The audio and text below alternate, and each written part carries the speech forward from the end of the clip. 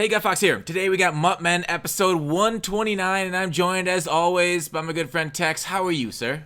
We good. What's going on with you, man? How you doing? I'm good. I'm just still gloating in my victory over you on a couple wagers there. We haven't figured out the punishment yet for you to do on those two losses, though, have we? No, we have not. You cheated though, so it don't count. How did I? What? That was like the first time, so the first time never counts. Second time's always the best time. So Is that what you tell the ladies? All the time. No punishment. You got to learn. I know I was playing, man. I was new.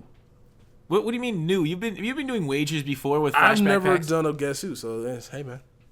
All right, fine. I'll let you off the hook then. Going to Mudhead and seeing the available cards is not cheating, by the way. I feel like that's cheating. I feel like you should just know what's in the packs. That's ridiculous. But talk about somebody who knows what's in every single pack that we've ever opened in our lives. The puppet master, the person pulling all the strings at EA. We got the big name Kraelo. How are you doing? What's up, ladies? And no, I'm not the puppet master. You're not the puppet master? No, not at all. Well, just in my mind you are. So let's just role play for a little bit. But Kraelo, we got a whole list of questions today. So everybody sit back, enjoy yourself, grab some popcorn because we got a good one. First off, Kraelo, I kind of want to talk about you had quite the summer, let's say, and you just got back into work a week ago or so. So talk to us through your story. Like what happened, and tell us what happened over the summer and stuff, and what happened like EA Play, right? Yeah, so pretty simple. Had a mild heart attack, and after that, ended up going to the emergency room. Turned out that I needed to have a 6-way bypass surgery, and I was out for 2.5 months on disability. And hey, I'm back. Yeah, all fixed up and raring to go, right? Yeah, man. There's some people in the development team, if they are listening to this, like JP, you guys might know him on Twitter. He would call me Hot Wheels because I have so many bypasses, around my heart right now. But I'll take whatever. He calls me brokenhearted, Mr. Bypass. Yeah, so savage. I know, savage, man. Yeah, EA people are. Yeah, they're not easy. Like you talked before to continue the car theme. You were souped up, I guess. Now your ticker's going hard. So during that time, it felt like when you were gone, MUT 18 was probably the worst that MUT's ever been. We have all of us who played 18 remember how terrible it was during the summer. So why I call you Puppet Master is because when you went down, the entire mode went down, and it's great to have you back. Not just for selfish reasons, but I mean, everybody who knows you knows what kind of guy you are. So it is great to have you back, in that you're back to fully healthy, back to the Kraelo we know and love. And I know you said you've changed your outlook on life and stuff. Could you tell people like what were you like, and what do you think what has changed about you ever since that? Yeah, man. I think at the end of the day, it's kind of weird because if anything happened during my accident, it really opened my eyes to what was really important, right? And I love my job, and the reason I love my job is not because I work for a company, it's because I work for some pretty amazing people. I know EA gets a bad rap a lot of times about the type of company it is, but while I was down and I was out, I had community managers come. It was crazy. I had a community manager come to my hospital room, and they went ahead and bought me like a Switch and all. This was the day before my surgery, and they're like, "Hey, man, we brought this to you, so once you get out of surgery, you'll be back at it playing video games." And I was there by myself. My wife was still in Orlando, and I was all the way in LA. And I wasn't scared. I wasn't like freaked out. I was just kind of in this place of like, wow, I just had a heart attack. Doctors say that it's crazy because all my vitals and everything looks great for me. And I'm 40 years old. Am I overworking myself? What have I done? What's really important? And this is like going 24 hours into my 24 more hours, I'm going to go under the knife. And honestly, heart surgeries, they could be successful or not. And, at the time they told me I was going to have a quadruple bypass, so 4 bypass, right? And it ended up being 6. And while you're sitting there and you're thinking about things and you're alone, right? I don't have my wife. I have a couple of friends that are there kind of stopping by for like 30 minutes. It was like, what's really important, And I started just evaluating on things. I spent a lot of time. What is that show? I don't know what it is. I think it's it's on AMC or I don't know which channel, but they're surviving Naked and Alone, right? I think it's Naked and Alone. Bro, I watched that. Afraid? There you go. Naked and Afraid, right? So, yes, I was naked and alone on a table, but that aside, but naked and Afraid, I literally watched that for like 10, 12 hours, right? Getting ready, prepping for my surgery, just sitting in the room by myself. And I started asking myself this question of like the basic instinct to survive, the basic instinct to stay alive, the stuff that people will do. And at the end of the day, it's about family, it's about relationships, it's about the essentials. And as I started evaluating all that kind of stuff, I realized how much I was working, how much I was taking on by myself, what I wasn't delegating, the really stupid stuff I was getting upset about, whether it was personal family issues or work or community related in the grand scheme of things. So, went under and then came out of that. And every single day, man, I kind of dealt with just a lot of new things. I dealt with the issues about mental health.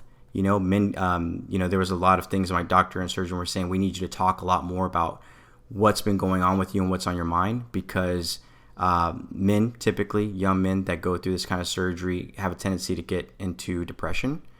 So I kind of dealt with a little bit of that. I had a lot of questions, a lot of struggles. I kind of became introverted at points, but then I started talking about things. And as that happened, my view on just everything in general, friendships, family, work, community, just mind blown, right? And I don't know if that's just a part of it. And like I said, I really care about the community. I even think I wrote like a thesis on my third day of getting discharged. I wrote it up on Twitter one late night. I think it was like 1:30 in the morning, and I ended up writing that all the way till 4:30 in the morning. And when I go back and I look at that on my Kraelo timeline and I read that was just, I literally woke up in the middle of the night and all this stuff was on my heart that I wanted to share, and like what's really important. And I really want to thank the people out there that were there, wanted to talk to the community, be really open and honest with them that, hey, we're not here to screw you. You may think that way, but I get it. Like some people just really have that mentality. And I called out the trolls and said, hey, I know you want to troll on this, but the reality is like, hey, we're doing everything that we can. I don't think I go to work with a group of people that sit there and say, oh, how can we screw people today? No, I don't work with people like that. And I'm just blessed, man. I work for a great company. While I was out there, man, they took great care of me. They took care of my hotel, my food. They flew my wife in, they did so much for me and my wife over a course of a month. So it was crazy. It is interesting they bought you a Switch, though. Is that because that's the only console that Madden's not available on? I was playing an EA game. I was playing some FIFA, So the other thing too is there were some other games probably less stressful that they wanted me to play to kind of get back in things. So I play a lot of Mario, but I will say Mario Odyssey is stressful. It is stressful. Yeah. There's no Dark Souls though, huh? No, I actually played a little bit of Doom. I had to put that game down because it was elevating my heart rate, and I don't think my medication was able to bring it back down. So I stopped. That game was pretty intense. So, Texas, got any questions? I don't. I'm glad you're all right, man. I'm glad that everything worked out. I had a conversation with you about EA, and so I think I heard the news like right after I got back home. I'm like, sucks. Good dude. So everyone was pretty shocked. I remember I was there at the hotel, and there were game changers. I think you and Mike came by, and a few other YouTubers like ScoMo and Toke. I saw them kind of come through, and it's crazy, man. Like I think a lot of people were just in shock. I was in shock. So, are you gonna be out at EA Play again this year? Or? Every year that I can make it. Now my wife and I, our game plan is we'll go out to EA Play. I'll go first, and then she'll fly in, and we'll hang out at Redondo Beach. And for me personally, I did tweet about this. I'll be going back to that spot every year, kind of like just celebrating life, celebrating what's important. Go ahead. Yeah. So, all right. So I just have a question, like, because we all know how hard you work and how late you stayed up at night, and this wasn't like stress related, was it? When we all oh no, Kraelo. At first, our first reaction when we heard you got hospitalized, like, oh no, the stress got to him, the community, because how much you do for the community, we got you, but it wasn't stress related, was it? Which is. No, it was that true or not? No, it's primarily genetic. At the end of the day, for people that have heart conditions and whatnot. My dad had a 5-way bypass surgery at the age of 39. And my cardiologist told me basically that there's these lipoproteins that kind of go through, your veins, your arteries, all that kind of stuff. And mine are a little bigger than normal, and it really comes down to diet. And I was eating actually great before because I have a wonderful wife that cooks some awesome meals. It's just over time. It's genetic. So kind of have to keep an eye out on that with medication, and a little bit making sure I get the right kind of fats in my diet. But I work out a lot more. It actually helps me manage not only my health, but also any kind of work stress. I think that was one thing I did not do a lot of, and that I was working so much that I didn't take the time to go walking or to step away and work out and get a fresh perspective. And everything was urgent with the community, right? Everything was a fire. And what I learned from all of this is like, no, not everything is a fire. Not everything is urgent. I don't have to respond tonight because it's going to be there tomorrow, and I'm sure you're going to ping me tomorrow.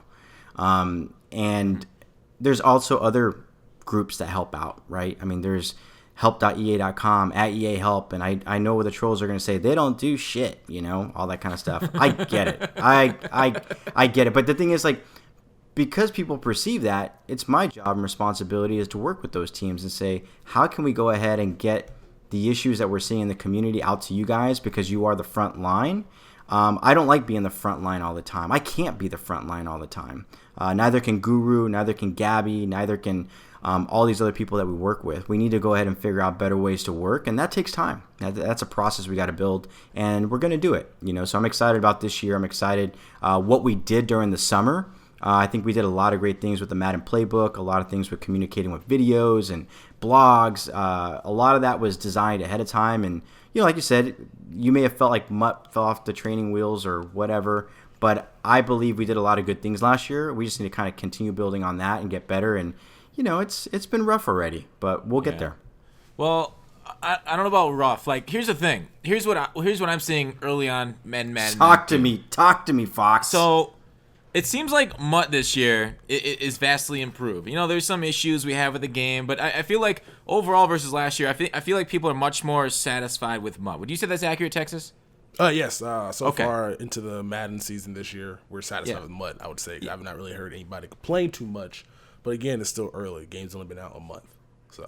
So you got basically 10 months left to go, and MUT's hard. It's got to be judged as a year-round service. But the issue with Madden this year is the gameplay. It feels like the gameplay is letting down the MUT team. And why do you feel like, whereas last year it felt like the reverse, where like MUT was so bad in the summer that MUT let down the gameplay as bad as it was. So it's weird that, why do you think the gameplay, and people have such trouble with the gameplay, but we seem to be satisfied with it? Like, what happened to the MUT team that they kick shit into gear and now it's working better? No, I think from the MUT team perspective, the thing is, like, and I think using the MUT example is a good play for the gameplay example I'm about to give.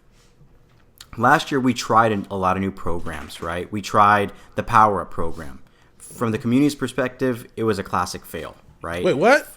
Yeah. Texas love Power. No, stop. Texas, stop. You will not spread your disease in this pod. It was bad. Power Ups was not a fail last year. What was a fail was not putting something in the game to allow other people to like how we got it this year. Like, I feel like that was the failure. And I think the thing is, at the end of the day, the vision was to accomplish what we did last year, but you can't always get everything done because of either technical limitations or whatnot.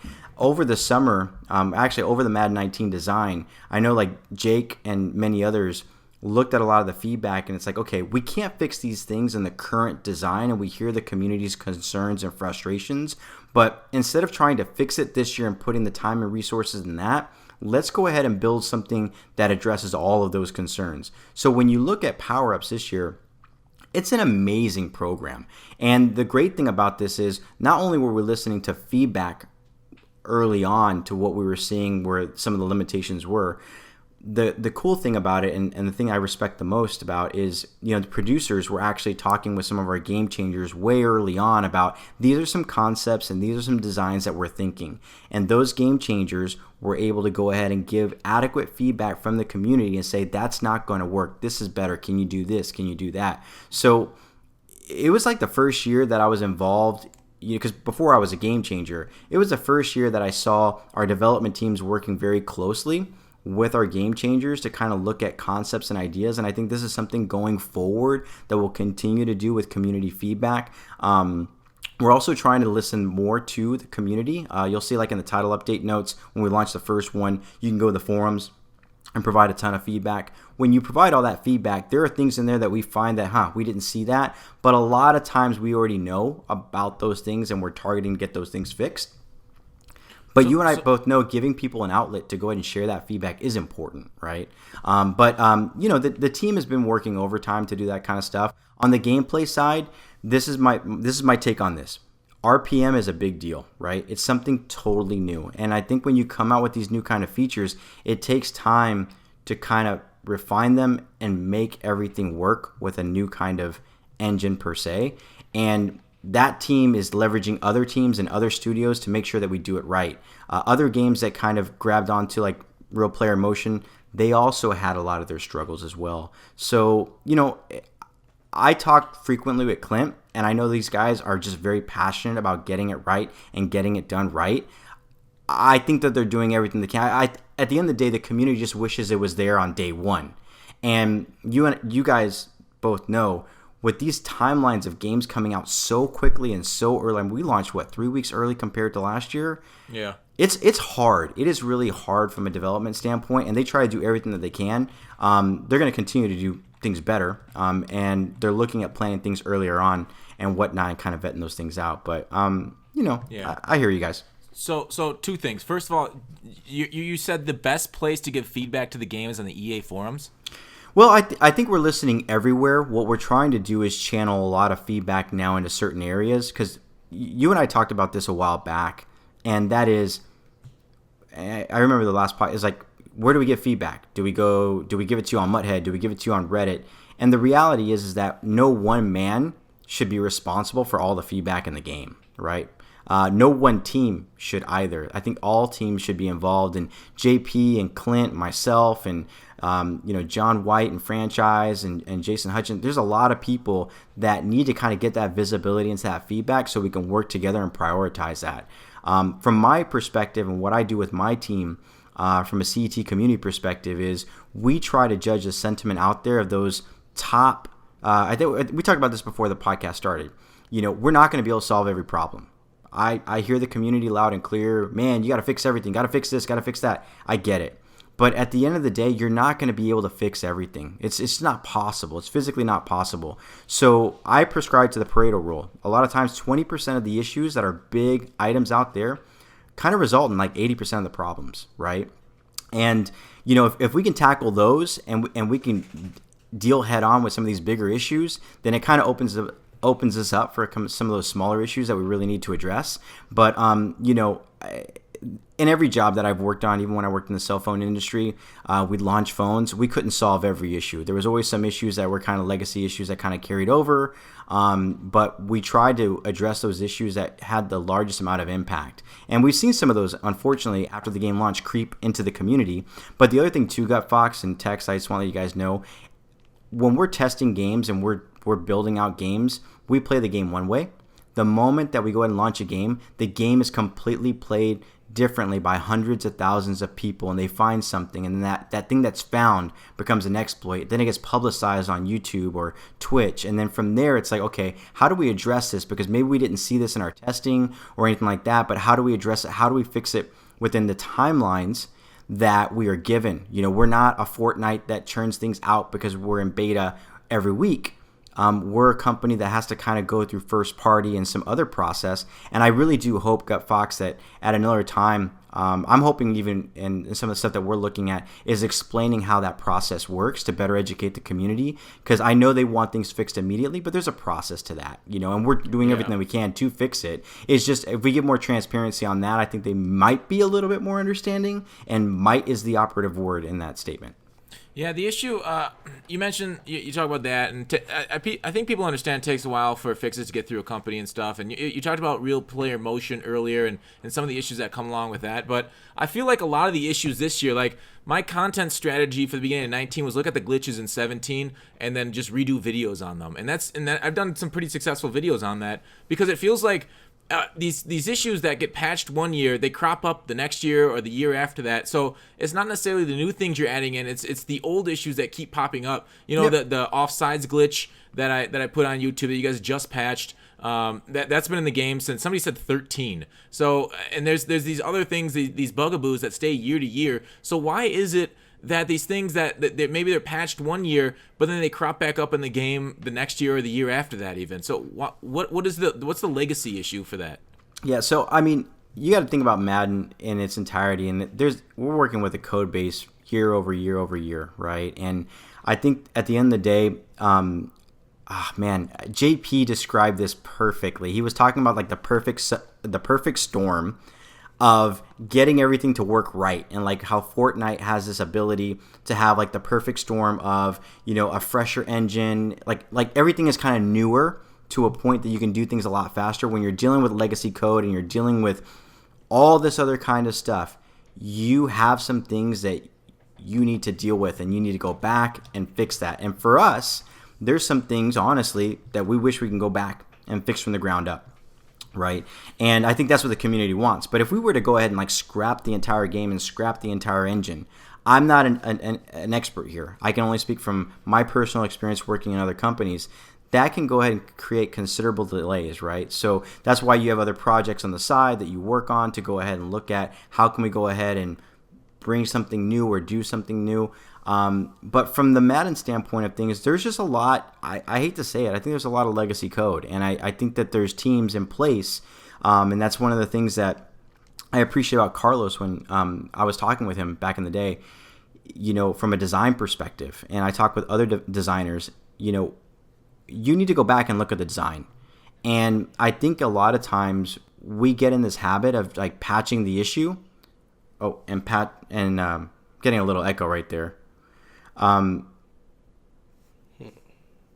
What happens a lot of times is that we get into this habit of doing a Band-Aid fix on something because everyone's clamoring and screaming about it, rather than stopping for a second and then, instead of just getting a patch out, taking like a full season to really look at it and completely redesign the product. And that's something that we need to eventually do, and that's a mentality we need to have. And I think that mentality, I saw some of that a little bit. You saw it in MUT, right, where people took a step back and said, let's not push this out. Let's go ahead and redesign it completely from the ground up. Let's go ahead and redesign this program so that it really works. And that if that's anything I learned from Carlos that I had a lot of appreciation for, it was that, you know, and that is that sometimes it's not about fixing it. It's about, let's just take a step back. Maybe we need to shelve it and go ahead and relook at how we completely redesign something. And that's hard with video games, especially video games that you have to get out every year, and then the timelines get shorter, and shorter, right? Yeah, so you guys, sorry, Tex, I'll ask you a question, ask you for your input in a second. So you guys would never do like a full code rewrite, is what you're saying? I don't know. You know, I mean, I'll be honest with you, as a community manager and my roles and my responsibilities, I'm not a developer. I'm not a designer. I hear these conversations. I'm simply gleaning from my experience from working in the tech industry, where there were a lot of times we would do things from a software perspective, or we do things from like a mobile phone perspective, where it required a complete rewrite, you know, or a new OS that we had to look at and just do everything all over again. And then what would happen is you would have subpar products for a couple of years until a new thing came out. It's like, oh, wow, this is amazing.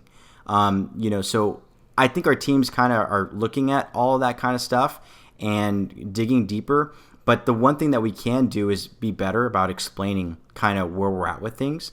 That's why, for example, I respect in the title update patch notes, there was a little bit more explanation from the dev team than we've seen before of why things are happening the way they are, and that, hey, if it's not fixed, we're going to continually try to improve this in certain areas, because it's not just fixing a thing. There's a lot of dependencies for certain things in our game that other parts of the game play a factor in, right? You know how it is with gameplay. It's not just about block shedding. There is a whole bunch of, you have an offensive line that you're block shedding, you have scenarios, You have RNG. As much as we don't like it, it's still there.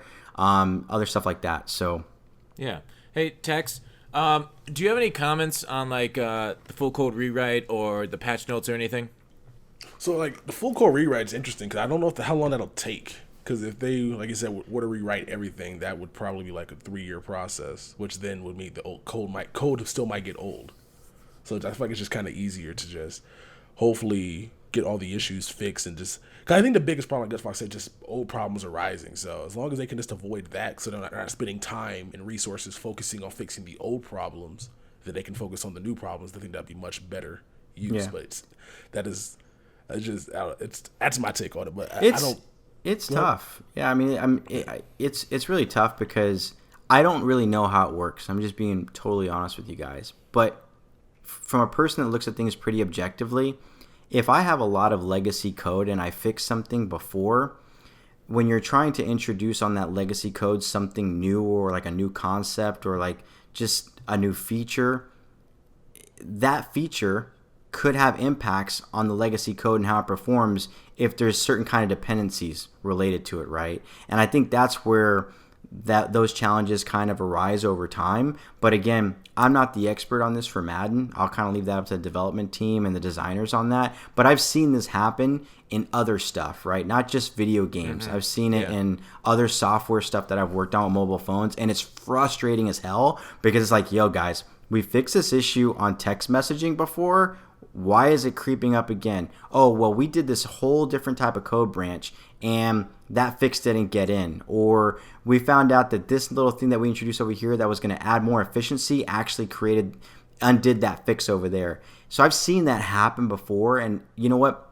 Madden is software. It's a game. I believe my deduction is that kind of happens as well. It sucks. I'm going to be the first to say it. But I'm glad we have people that listen and do everything they can to fix it. But I hear the frustration. Yeah. You mentioned earlier about Carlos Kraelo. Hey, did somebody take over for him? Because I know he's no longer with EA. There's a press release and stuff. Did somebody take over for his job? Yeah, so I think right now the guy that plays Madden, who is the Patriots coach, that guy. Like literally, we have in the guy in the game. He's actually a real person at our studio. He's the GM for Madden, and he's taking over right now interim responsibilities. Roy's a good dude, and I think they're continually looking to find a replacement. But what's great about it is when Carlos was on board, he was mobilizing various teams and various people competent in their areas to kind of head their particular groups, and those guys. They've gone through a lot, a lot of change with Rex leaving, now Carlos gone.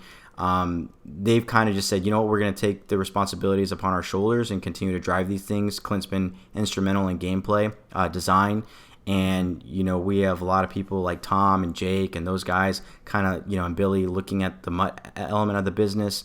So everyone's pulling their weight. It's kind of weird to start out 19 like this, but I think at the end of the day, through any kind of adversity, hopefully it brings you closer together, or you will basically, get frustrated and snap at people. So it's all good. I feel like the way you said that, you're kind of on the verge of it yourself. Nah, not at all. Actually, I'm more like the Office Space guy. When people come by and they have like an issue, I just push the wall of my cubicle and say, hey, I need a better view right now of outside because I'm going to be checking out at 5:30. No, I'm just kidding. Yeah, or who's the guy with the red stapler? Is that Jake? Is he like, don't take my stapler? No, that's me now, actually. You're both of them. Okay. Yes, yeah, right, yeah. Cool, so, cool. No, trust me, Jake's not that guy. Jake's not gonna, burn the building down.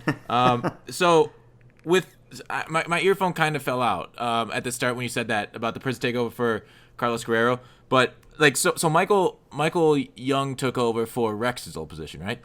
So Michael Young is the creative director for Madden, and I think I put this in my monologue that I wrote on Twitter. I have a lot of respect for Michael Young. I know he's always labeled as like the long shot guy. To be honest with you, man, it takes a lot to put together something like long shot. Whether the community sees it as successful or not, to put together a full story like that is pretty amazing. And what excites me about that is that he has a pretty he's got a really good track record and history and working on video games and other kinds of projects. So I definitely encourage you guys to, if you guys can dig that up. He's worked on multiple different games. He has a heart and passion for CFM. So I hope to see some of that creativity that he came with Longshot import into a lot of our other modes. And he's just a very creative, smart guy. But I know the community really hasn't given him a chance, and I just recommend you guys give him a chance because I think his heart's in the right place. Definitely. Yeah, I don't think so. I don't blame Longshot on anybody that, created Longshot or him or hired to make Longshot. I think Longshot was, in the community eyes, like, I didn't play it this year, but I heard really bad reviews of it. I played it last year, though. Like, Longshot itself, it ended up being, halfway decent last year. I thought it was put together pretty well. I think the community's biggest issue with Longshot was that it was just a waste of resources. Like, you'll spend 2 to 3 hours in this one mode, and you guys are putting so many resources into it, like, 3 or 4 times as much as you do in everything else. And then, like, we'll play for, like, 1,500 hours MUT and CFM or something. Like I think I put 12 to 1,500 hours into Madden last year, and 2 of them were Longshot. So the fact that I think it's your upper management that decided to do Longshot, I think that's where the customer base is kind of with me about our issue with Longshot. And, like, could you guys just, like, get rid of it next year? I think at the end of the day, you got to try new things in the business. And sometimes they'll be successful. Sometimes they won't be as successful. Yeah, but it opens our eyes to a lot of stuff. And I think that's the thing at the end of the day. It's, success is in the eye of the beholder. For some community guys, they may not see it as successful. For people that do like that kind of story mode, they thought it was pretty awesome.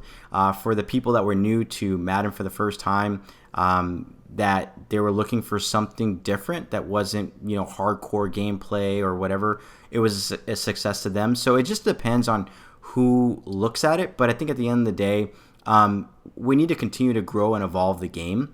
I have my own opinions on things that we can do better in the game. To get more people to play it. Our game is very confusing. It's very complicated of a game. I've talked to a lot of people this year that are new to it, and it's like, hey, here's a copy. And they're like, dude, I don't even know where the hell to start. It's so confusing. From an onboarding perspective or getting people ramped up, we can do a better job there. So everyone has their opinions of how we can make the game better and how we should utilize those resources. But yeah. Here's the thing. I overarchingly agree with your point that it's great that you guys are innovating, trying new things. 100% agree. So maybe it's the second year Longshot that pissed me off more than the first year. But, like, I've said for a few times, I think I said this to Jake, I think your new player experience is pretty poor. I would agree with that. I think, like, especially with the matchups on the MUT head-to-head ladder, like, unless you play, 100 hours of solos to build up a team, the way that you guys match us up in that game 1 of the head-to-head ladder, where you guys, like, test us out for 5 games, like, you can be rookie second going against all Madden players. Yeah. You just get wiped out in your first few games. You're like, I don't want to play this again. Like, I think you guys are doing a big disservice to your community by having your new player experience and your head-to-head experience, like, play guys against seriously experienced, seriously stacked teams within the first 5 games of your online. Like, you guys, but basically what I'm saying is you guys need to change your online ladder. Do something where you match up people by level. Like, I know you guys got rid of it a few years ago, but because people would tank, they would tank their level to get lower than the matchup purposely against other, like, worse players. But, like, you guys just do that with, like, a rank floor by allowing people not to go below a certain rank and then match people up based off rank at that point. So I wholeheartedly agree with you on the new player experience being bad. And I don't know if you have, Texas, do you have anything to say on that? Well, I was gonna get my takes on Longshot. So I think like with the main point with Longshot that people weren't happy with was that there were other games out there that are kind of doing the whole episodic game series. Mm-hmm. So I thought what he was gonna do was just like drop daily updates, like monthly like updates to the game. But it seems like it was just in the game and that was just it. And so I feel like something that took as long as it did to be put into the game probably needed a little bit more after launch care as well. Yeah, I think a lot of people were asking for better integration to Madden Ultimate Team, some integration to CFM. I think the team did more of that, this year. Is it enough? I've heard some people like, hey, this was really good. This is enough for me. Other people said, not so much. But, the teams are constantly evaluating the mode and how to use those resources in the game going forward. And, I think this year the game is in a place that, I mean, I've been playing since Madden 10, right? And I've seen a lot of the changes and a lot of the improvements, and I know it's not where the game is not where the CFM group wants it. But CFM is a group of people and made of a lot of smaller groups of people that have their opinion on the mode. And to cater to an audience of that magnitude is really, really hard. I mean, I deal with game changers day in, day out that sim, not sim. I mean, like, it's the conversations sometimes. I don't have much hair, make me lose more. And but they're passionate about it. I get it. But the thing is that when you really dig down deep into a lot of these things, we can only solve for so much, right? With a game, there's some people that, well, the game should act like this, like real NFL ways. Well, if the technology is not fully there for it to act that way, then I don't think it can. From maybe if we get to the point where we're playing virtual reality football, maybe it's going to be a little more realistic, but we're doing everything that we can to best emulate what is in the real life in a video game. And that's a big challenge for teams to undertake, but we'll get there. I'm confident. I've seen the game evolve over time, and I get the frustration points, but I also want to make sure that as a community, we don't just celebrate the negative, but when I say celebrate the negative, I'm using that like correct. Yeah, we know. People really, there's a lot of people out there that celebrate the negative, like, oh, here we go again. No, we need to celebrate the positive and the progress that we're making. Madden Ultimate Team has made strides. I hope that the strides we've made with Madden Ultimate Team, we make that in CFM. I hope we make that in gameplay, and I think we have really good people that want to make that happen. So, heck yeah. Yeah, I couldn't agree with you more. And like, from Madden Ultimate Team, like, we were talking about like long shot and innovating and stuff, and I really hope you guys keep innovating on Ultimate Team. I know you're talking a lot about CFM. I hope those get improvement, MUT gets improvement. Like, I appreciate you guys brought back, Wheel of Packs and stuff, and something to do. I've said this a few times. Something to do outside of just like when you assemble your team, then you just take it to the field. You either play solos, you play head to head. That's what you do with the team, because a lot of people look at that and they like building the team aspect, but then you look at the head to head ladder, and then all you're gonna face is split close, trip set, 3-5 or dollar blitzes. You guys kind of, I'll get to the patch in a little bit, but I think. With these MUT teams and innovation in MUT, I like that you're bringing some things back, some games inside the game that you guys used to have, and then like maybe more of that, like using our teams not necessarily just for this one purpose of going and playing head-to-head people. Like, I don't know what it would be, what you guys would innovate on, but I'm kind of excited if that's something you guys are looking at. I'm not, shot in the dark. I don't know, but like, if you guys, do you guys have a lot of innovation planned in the future for MUT? So right now, of course, our teams are looking at like the Madden 20 creative and all that kind of stuff, and we have teams continually working on Madden 19. In any kind of business for the community, they immediately like, oh, they're starting to work on next year's game, so therefore everything is gone this year. I can assure you guys, when I came back to work, the group that I saw there was like, it felt like the team had doubled on the live service team, but we also have like a lot of new producers. So I'm going to take a moment here to kind of talk a little bit about that.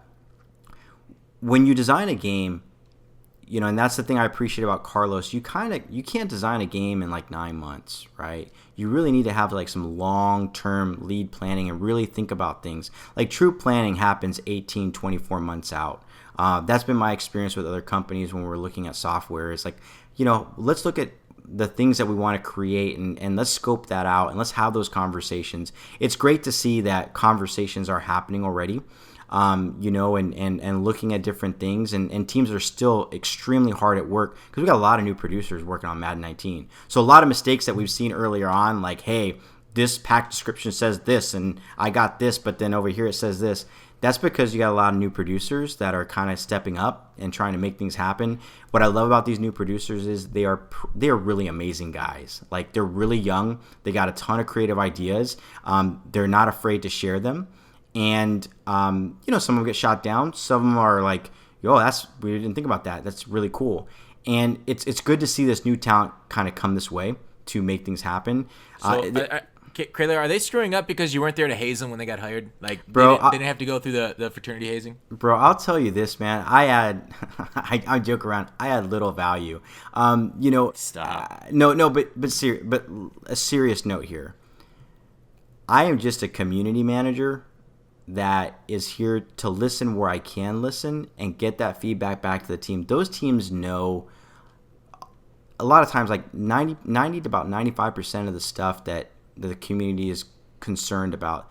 There's somebody on that team that kind of has an idea and is aware, and they actually passionately care about what's going on.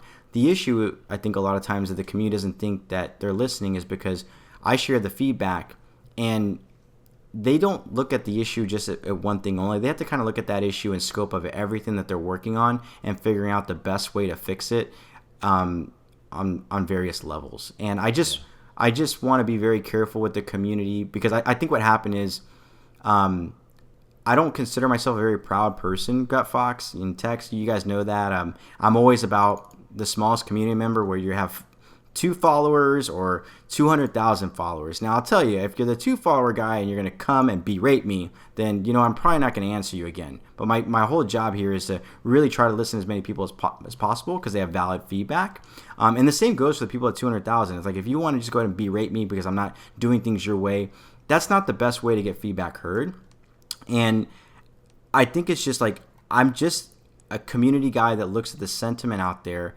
And my number one goal is to get you guys the information in a format that's digestible for you guys, working with the team, with Guru and Farrells and Gabby and Gibbs, and help you guys understand why. Because I think if you understood why, then there may be a little bit more flexibility from the community on the delays or the approach that we have, or why we may have not delivered it this specific way. But if we also make mistakes, to be okay owning up to those mistakes and kind of apologizing or giving an explanation for that. And that's where my passion lies, and that's where I'm good at. And I'll continue to do that. But, I just want to make sure that the community understands it's not just me. There's a lot of other people out there, and I appreciate all the love. It shows me how much the community values me, and I value them for that. But there's so many other people behind the scenes that don't get the credit they deserve.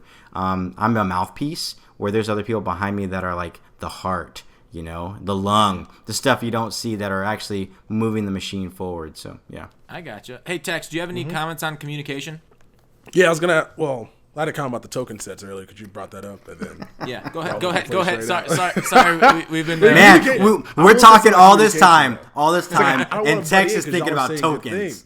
Yeah, but so we'll do communication. But so this year, we'll come back.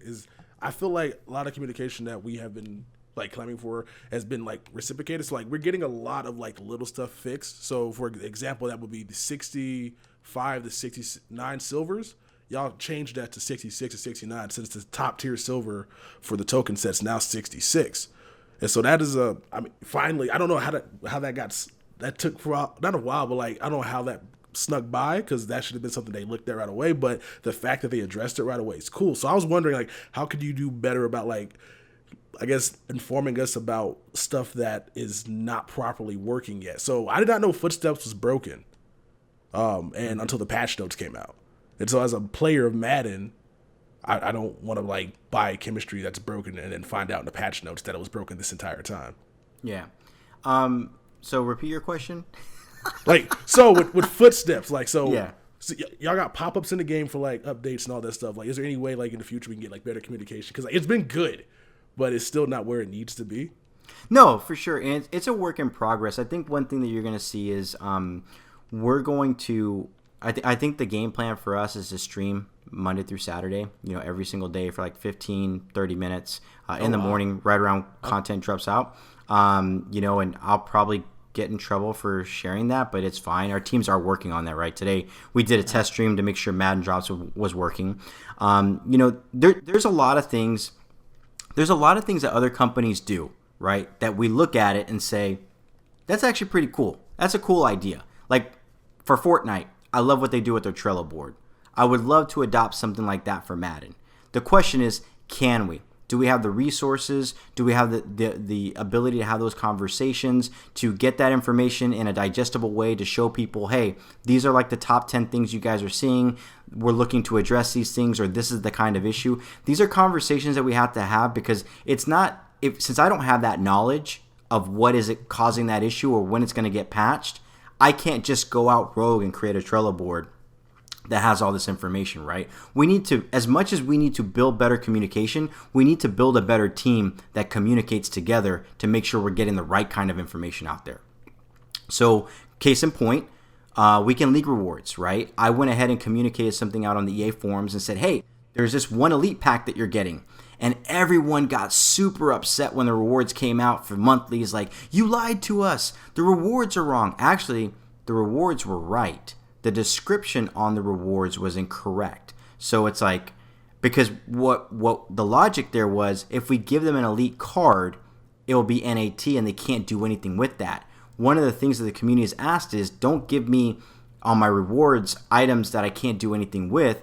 Give me something so I can build it so that I can then go sell it on the auction house. The only way to do that is to give you components. So on Monday, I had a conversation with the team and said, look, it's kind of weird because in some places we're really good at over communicating, and then there's other places where we just don't communicate enough. Let's figure out ways that we can go ahead and communicate this information, because on the forums we can say, you're going to get a high Gatorade pack. Well, what the hell is a high Gatorade pack? Well, a high Gatorade pack is giving you these type of components. Why? Well, because the first thing they'll say is like, I don't want that freaking low gold. Well, we're giving you all these low golds so you can go build it out and have something auctionable. And that's, to be honest with you, when you're in this environment of building programs, like build a program, execute, push it out. Build a program, execute, push it out. That's a like the producers, the designers, all these guys. Let's design a program, let's build it, let's push it out. It's not their job necessarily to properly communicate all those nuances. Jake is phenomenal at it. Jake can produce something, communicate it. That is a skill set that not everybody has and not everybody wants to have, right? Just Jake's really good with that.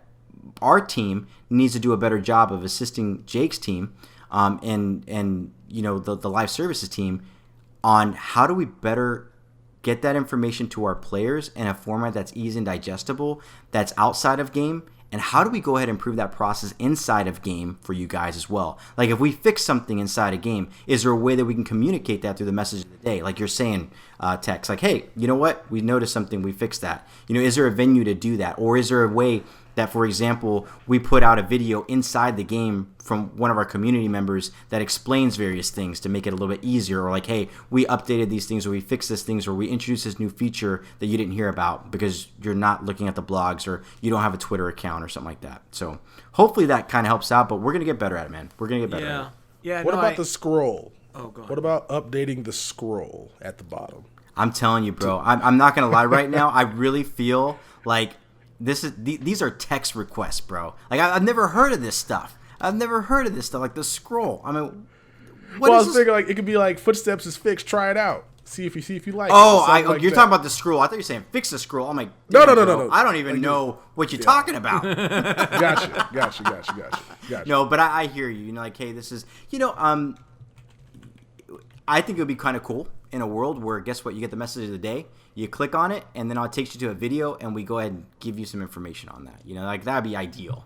But again, you got to build the technology and infrastructure for that to work that way, and all that kind of stuff. So I know a few years ago when EA featured a certain Twitch streamer on their front page, it was the technology was built out. That streamer, he went by the name of Kraelo. No, his name was Kraelo. It wasn't Kraelo. Crayola? Oh, okay. Yeah. All right. I knew that guy. I mean, I modeled my name after him. My name's EA Kraelo. I mean, that guy. That guy. I'm telling you, that guy disappeared off the face of the map. Hasn't streamed in over a year. Maybe he'll come back. In the next month or so. Who knows? Maybe. Yeah. Hey, so I just want to my final thought on communication. It feels like sometimes there are some things EA doesn't want to communicate with us, and it's on purpose. For example, with gameplay and formulas, like, for example, yesterday, in the patch notes, you guys told us you patched user animations because you changed it to agility and jumping. You gotta have over 75 jump, 80 agility to get those user animations. And you guys said you took it off spec catch. Now, I had no clue. I guessed at it that spec catch was in it, but I don't know if catching was involved or catching traffic and animations, if jump was involved. Like, why did it take a patch for you guys to tell us this? Like, all you guys had to do up front was tell us, hey, your users don't have enough spec catch, that's why they're not animating. And it would have been on us as players to adapt to your game. Instead, you guys adapted the game off something we just didn't know. Like, if you guys, why is it taking a third-party MUT leaks to kind of give us how this game sort of plays? Like, in the patch notes, it showed us like what zones change. Like, why is that? Why do you feel like you guys aren't and don't want to communicate these gameplay values to us? Yeah, I think so. That's a good question, and I believe that there are various people that do. So we've talked about this before. There's camps within the company that want to communicate those kind of things, and there's other camps that are a little more concerned that if you tie it towards a certain type of rating, you kind of inhibit the ability and the flexibility to build beyond, right? And that, and at the same time, you know this as much as I do.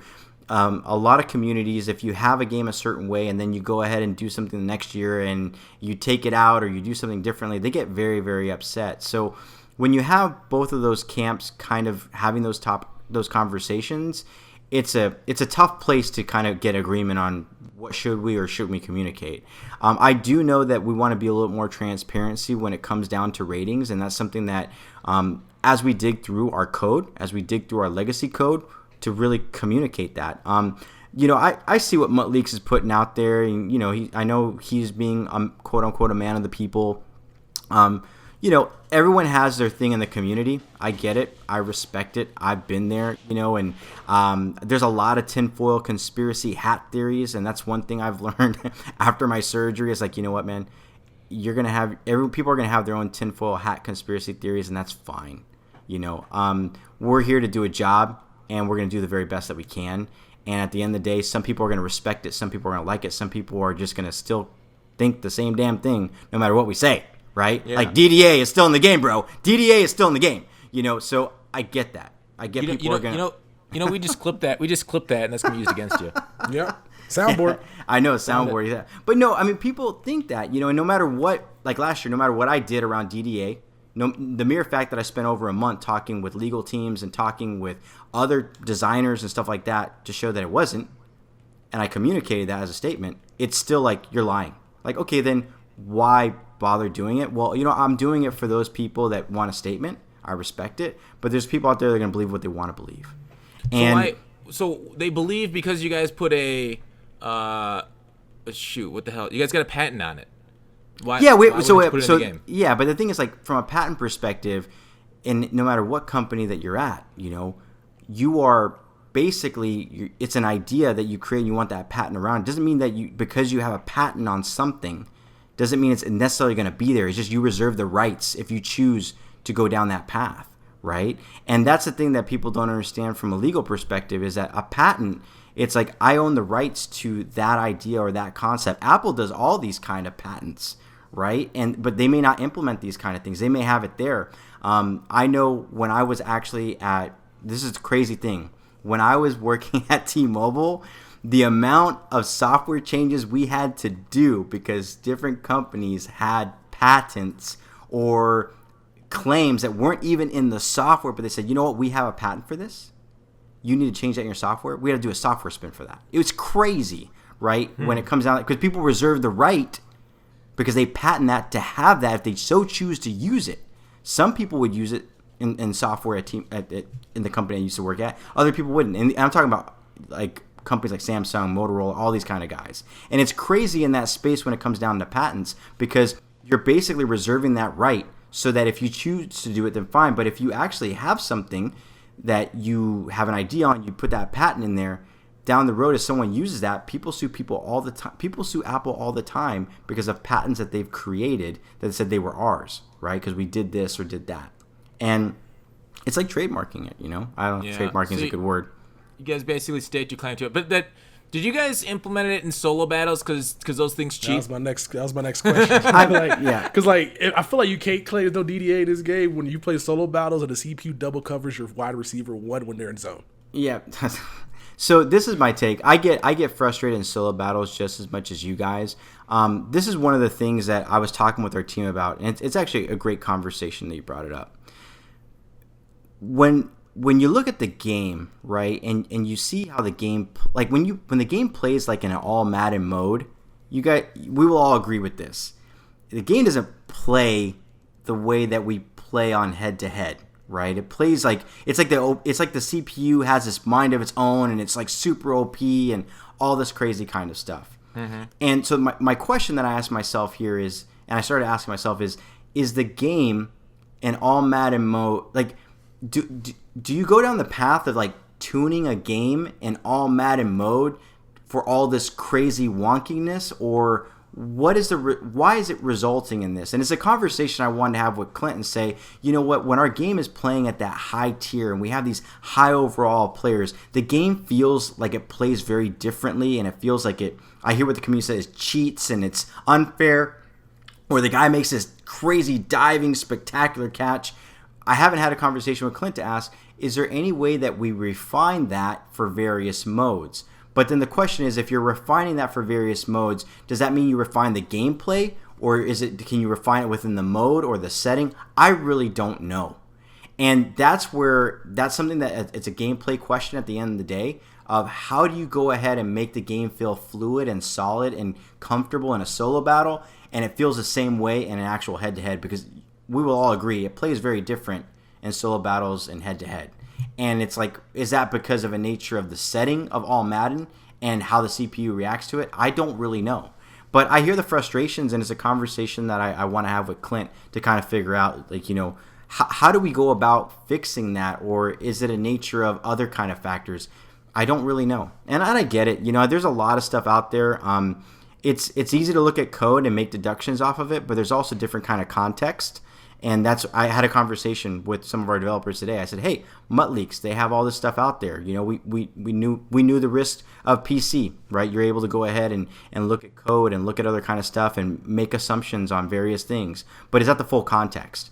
And I think that it's not always the full context. There's different parts in there. And then I also kind of checked on, like, hey, you know what? This guy's saying, like, this wasn't fixed, you know, in this specific patch. Well, I think there's a process that has to go through QA and make sure it's verified in order for it to qualify in the patch notes that we might have had in something a little bit sooner in a different patch, and maybe we didn't catch it and communicate that out. So these are things that we need to get better at, right, at the end of the day.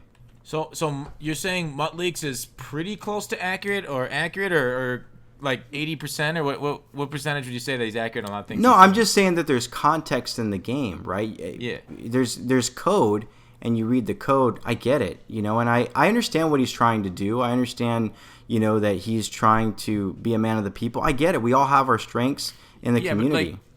I know how he finds it. Like, I've been in communication. Me and him, we've done a couple videos together. We talk in Discord a bit, and like, so he's looking at like kind of like labels for code almost, like, but he's not looking at like the decompiled code. I don't think. I'm not entirely sure because I'm not a computer guy. And neither am I. Yeah, so maybe it's better. Yeah, maybe. Yeah, I mean, it's a thing of like there's context around various things, and I get it, you know, and I think when you extrapolate, could EA add that context for us? Like, could you guys just like help us out? No, and I think that's a good point, right? And that it brings us full circle to the ratings thing, right? At the end of the day, and that is, you know, can we be a little more transparent around those kind of things, right? And I'm like, I'm on board with that. You know, and Farles is on board with that. And we've talked about in those daily streams that we do, is there opportunity where maybe once a month or like every other week, something that maybe we talk about certain things. So the idea for our daily streams is not only just doing Madden drops and giveaways. It's like, let's have a fireside chat about what's going on out there. Is there an opportunity to get questions from the community, and see if we can get the development team to talk about it? Can we go ahead and expand upon our development process when it comes to submitting patches and all that kind of stuff, and what's involved with it, and how things get missed and all that kind of stuff? So, like I said, I don't have a knock on anybody, and I hope that that's clear in what I'm saying. No, I see it all, and I get it, and I know we're all trying to be man of the people and better educate the community. Kudos, man, do it. That's why I'm in this role in the first place. That's my job. I get it, but at the same time, I want to make sure that when we do that kind of stuff, we do it right. We get the proper context out there. We don't put out the wrong kind of information. And you know what? We're not going to always get it. We're not always going to do it right. And other people will call us out on it. You know what? Then we got to get better. So I get it. Tex, do you have any comments or questions on the MUT leagues? I was going to ask you about so obviously the team's aware of its existence. So is there anything that y'all can do to? Because I don't think the community wants it to go on the way. I feel like it's nice to kind of have, I guess, a second perspective, because a lot of people like to, like you said, believe the tinfoil theory where EA is kind of lying about things. But has there been any communication just talking about trying to stop this guy from looking into your game as much as he does, because it kind of spoils stuff that y'all have planned for the future. So he leaked the chemistries, which we knew we were probably going to get, but now we know for a fact that they're coming out, and now if they don't, we're going to be upset as a community because he leaked it. And I think that's a tough one, because I'm not the kind of person to say, to me, when people start doing things that are really nefarious behavior, I'll say this, and it's probably going to lead into a conversation about, desyncing or whatever. When people are doing things very malicious in the game, we want to get to the bottom of that, and we really want to try to figure that kind of stuff out. I think the best type of community out there is the one that polices itself. And, last year there was a video that was put out about a certain scenario, right? And I thought that was very, very unfortunate, because it labeled the year last year that every person was getting disconnect glitched. And the reality is that our teams, we found out a lot of information and worked to address things server side and also client side. But the damage is already done, right? And when that happens, it puts a sour taste in the mouth of the community. And then there's certain people that hang on to that information that it's always happening to me, when the reality is, no, it's not always happening to you. It happens, but you think it's always this, and you're always going to be angry with EA because this is always happening. And, I think that I'm never going to tell anybody what they should or shouldn't do. We're all, pardon my French, we're all grown-ass adults, man. People do things for various reasons. They do it for the views. They do it for attention. They do it for whatever purpose. I mean, if anything my heart attack and my heart surgery taught me is be true to yourself, and be true to the community that you represent. And if you think you're doing a good thing, then cool. But people know what they're doing and why they do it. But I can't change that. I can't change someone, I can't change my wife and say, don't do this or don't do that. I have to change my perspective on it. I got to deal with it. And I think that I hate the fact that things are being shared personally that kind of leak information out there. I think the challenge with PC is you got a lot of people that hack stuff. You have a lot of people that mod stuff. And we knew there was a risk going down the PC path that this could happen. And, we keep an eye out on it. We have a PC team that looks extensively into those kind of things. And we'll continue to get better at that. PC is a new world for us. And we have to really kind of figure out the best things to do there. We have security teams that specifically work in that space. We have audit teams that really look into various things that happen on PC because we know the nature that's there, and they are catching things. But, a lot of smart kids out there, dude. A lot of smart kids out there. So a lot more of them than there are you. That's for sure, bro, because I am not that smart, bro. I was talking to the collective EA, but I get so hey, a question kind of follow up on that. what does EA consider? I mean, this might be case to case, like too far for player exploits. Like, at what point do you guys consider banning? Because like, for like, would you consider somebody botting the get a player packs? Like somebody that sets up a bot that just buys get a player pack over and over. Would that be too far? Would that be bannable for a bot to get onto the game and to repeat action over and over? What about like? Then moving forward, like what about a MUT squads glitch where you get into a MUT squad game, then you leave it, and then the other people win it for you and get the XP for you, or like using multiple. We addressed that one, right? I think we addressed that one. I know earlier in the year you reported it in your video, but like where people that would quit out, they didn't. My understanding was they didn't get the XP. The people that quit out, but it was more the people that finished the game did. I can't remember. But I know it was like so everybody gets the XP, and you guys, if you quit out of too many games, they do end up locking your account for an hour. Correct. Correct. Okay. So you guys did address it. But like so you didn't ban anybody for that. And then what about like using so between the botting and then we talked about the squad glitch, and then what about like using multiple accounts to say farm solos or farm weekend league? What those things you guys are kind of like you're not gonna ban for it, but like are you doing anything or? There's definitely conversations that are being had. I think I'm just speaking personally, and I've had a lot of people reach out to me about weekend league. Like, hey, someone's playing weekend league on 5 accounts, and they're kind of making the top 100. I know people are doing that with solo battles too, right? And it's one of those tough things because some of these people that are playing weekend league on like 2 or 3 accounts, they're playing with totally different teams, right? I mean, if a person's playing 75 games and using 3 different accounts, playing with various teams, then it sucks that that's happening. Kudos to them, they're putting all those hours in because that's kind of crazy, in my point of view. But we are looking at the fact and the questions that people are saying of, what really sucks is that it takes me out of the top 100 and that takes me out of MCS qualification, right? Or that kind of impacts my ability to go ahead and place.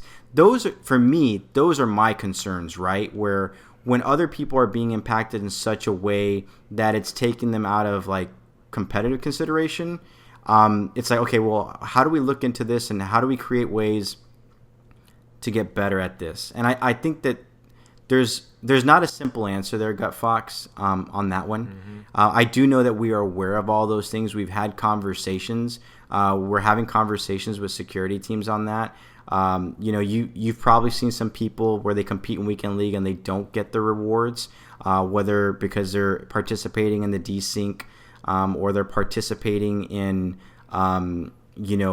doing some other type of nefarious behavior like quitting out in the top 3 or other kind of stuff. Our teams are there. I think this is the part, and I want to address it to the community because it's the tough part about all of this. When you're looking at these kind of bugs, you can have reporting in place that can reveal patterns of things that are happening and you'll address them accordingly. But if there's a glitch out there that we don't know about but we see it, we have to figure a way to reverse engineer it. Or someone comes to the table and says, hey, this is what's going on. Like sometimes we'll find somebody and we'll ban them. Like we completely ban them from weekend league and ban them from their account and they can't get on. They contact customer care and we flag them. And it's like, hey, if you want your account, if you want to talk through this, we need to understand what's going on. So we kind of work with people that way. We have other people, community members that you've seen it on Reddit where there's been bounties where they've shared information as we can verify that information that something is incorrect or whatever. We can kind of reverse engineer it and look into it and try to fix that and address that. There's different stuff. I wish we were kind of like Google where, anybody reported something and we can verify it, you'll get like this large bounty. They do that with their software and their kind of testing. Yeah. I think that brings a lot more integrity of people kind of coming to the table and highlighting that, and it's helping community to kind of get these things addressed. But it's tough when you don't have a system in place like that, because what ends up happening is like, I'm going to do this because I'm getting rewards. It benefits me. I get a better team. And it's hard to fight that, right? It's hard to fight the moral compass of doing the right thing when you're getting all these great kudos and rewards. And I hate to say it, you don't give a fuck about the other person that you're impacting. And that's I can't ask a community to have a better moral compass if that's not in them, right? You have to make that choice to do that, and that sucks. it's hard. But we're talking about what we're eventually talking about here is morals and integrity, and that's to each person, to each their own, right? So, yeah. Texas, any questions or comment? No, none on that. You talked, Kraelo, you talked earlier about Twitch drops and stuff. Are you guys gonna bring back those Twitch legends? I know that was my favorite part of last year, early season, is how like good of a budget player those Twitch legends were. Like, so if you had Twitch Prime, then you got Twitch Legends. Like, did you guys get rid of that? Because that'd be kind of unfortunate. Yeah, so on that one, I really don't know. Kind of coming back and only been in the office, I want to say for like 3 days because, last week I was busy with the Jacksonville tribute live stream, and like literally from the day that I came in the office was working 14, 16-hour days to do everything for the Jacksonville tribute live stream. I'm kind of catching up on a lot of programs that we're doing. The crazy stuff, honestly, is that these kind of programs, they're dependent upon other partners. So it really comes down to like, what is Twitch doing with us? What are we doing with them? What do we have in place? And all that kind of stuff. We'll be digging into that. Maybe that's something that Jay can talk to if we have it in the pipeline and whatnot. But at this time, I don't know anything about the Twitch Legends coming back. Okay, because that'd be freaking awesome to come back. Texas, any talk about Twitch Legends? I'll say, well, bring them back because they make great token fodder. Secondly, do you know anything about like the token set? So Will of Packs has not been able to be completed if you knocked out the first 5 early on in the year. They haven't refreshed. They haven't refreshed. Same thing with the Will of training pack, which we get to as well, because that was a terrible pack, terrible value for that. But is there any reason why those haven't like been updated? Like, is it only able to be done 5 times and that's it for the entire year? Or are there any plans to reset those? On that one, I don't know. I'll have to definitely go back and talk to the team. Like I said, literally yesterday was I spent my entire day looking at all the programs that we currently have planned, like big beats, over the next 6 months, and what we're planning to do, and that's about it. But those kind of questions are things like, when we hear. Go ahead. You can give it a podcast exclusive, tell all the programs the next 6 months. Can you say Ultimate Master is coming out? Or he say Road Master is coming back. Can you confirm Hey, we got Rising Stars tomorrow. How about that? There you go. Spoilers. Yeah. Who are they? Don't do that. This is going out on Thursday. There's some good people. People that have good performances. So, there you go. Okay. Darren Lee, you heard it here first. There it is. Boom. Yeah. Oh, sorry, Kevin. Go ahead. But no, it's those kind of questions that you have though are good ones that a lot of times I get from like the game changers. Will say, "Hey, this hasn't been updated," or is there any way to go ahead and like Rising Stars are difficult to get, but we see that they have a token set. Is there any way to upgrade that from 1 to more or whatever? Like the Wheel of Packs, those are things that I can we can put those in our sentiment reports and send that into the team and say, the community is asking a lot of questions around this. What are the plans? Can we do something? They enjoyed it, all that kind of stuff, and track that down. So you can send that one to me offline. I'll take a look. I've not done anything with Wheel of Packs. That's just something that it's not in my wheelhouse, so I haven't even attempted to do that. But I can take a look at it. I gotta talk about this as well. For Will of Training, it's way too expensive for what you get back out of it. But I'll make I'll just just send me some notes about some questions, and I'll ask the teams, and hopefully I get an answer. If not, then maybe they have other stuff planned in other programs to kind of balance that out, like introduce more training or something like that in another program. Yeah, I feel like they thought training was going to be a little bit more expensive maybe, but everything on the auction block kind of fluctuates in price, so just what you put into that set, you don't get back nearly enough value for what it takes. So they're gonna hopefully we get series 2 right on the 11th, no, in 10 days, so maybe that's when we'll start like looking to update those. For the monthly second season of series 2. That should be everything should be, well, not everything. I think that's when they probably will introduce some more power. At least that's what they were talking about potentially doing, since they have that technology. So that might be the day that everything decides to get a good old refresh. Yeah, I like what the team is doing with the series program this year. I think they're doing a lot in that program. I won't be able to talk about anything that they're doing, but I did talk with some teams yesterday, and they're taking the series program pretty serious. I think last year one of the big complaints was when is Series 1 coming out?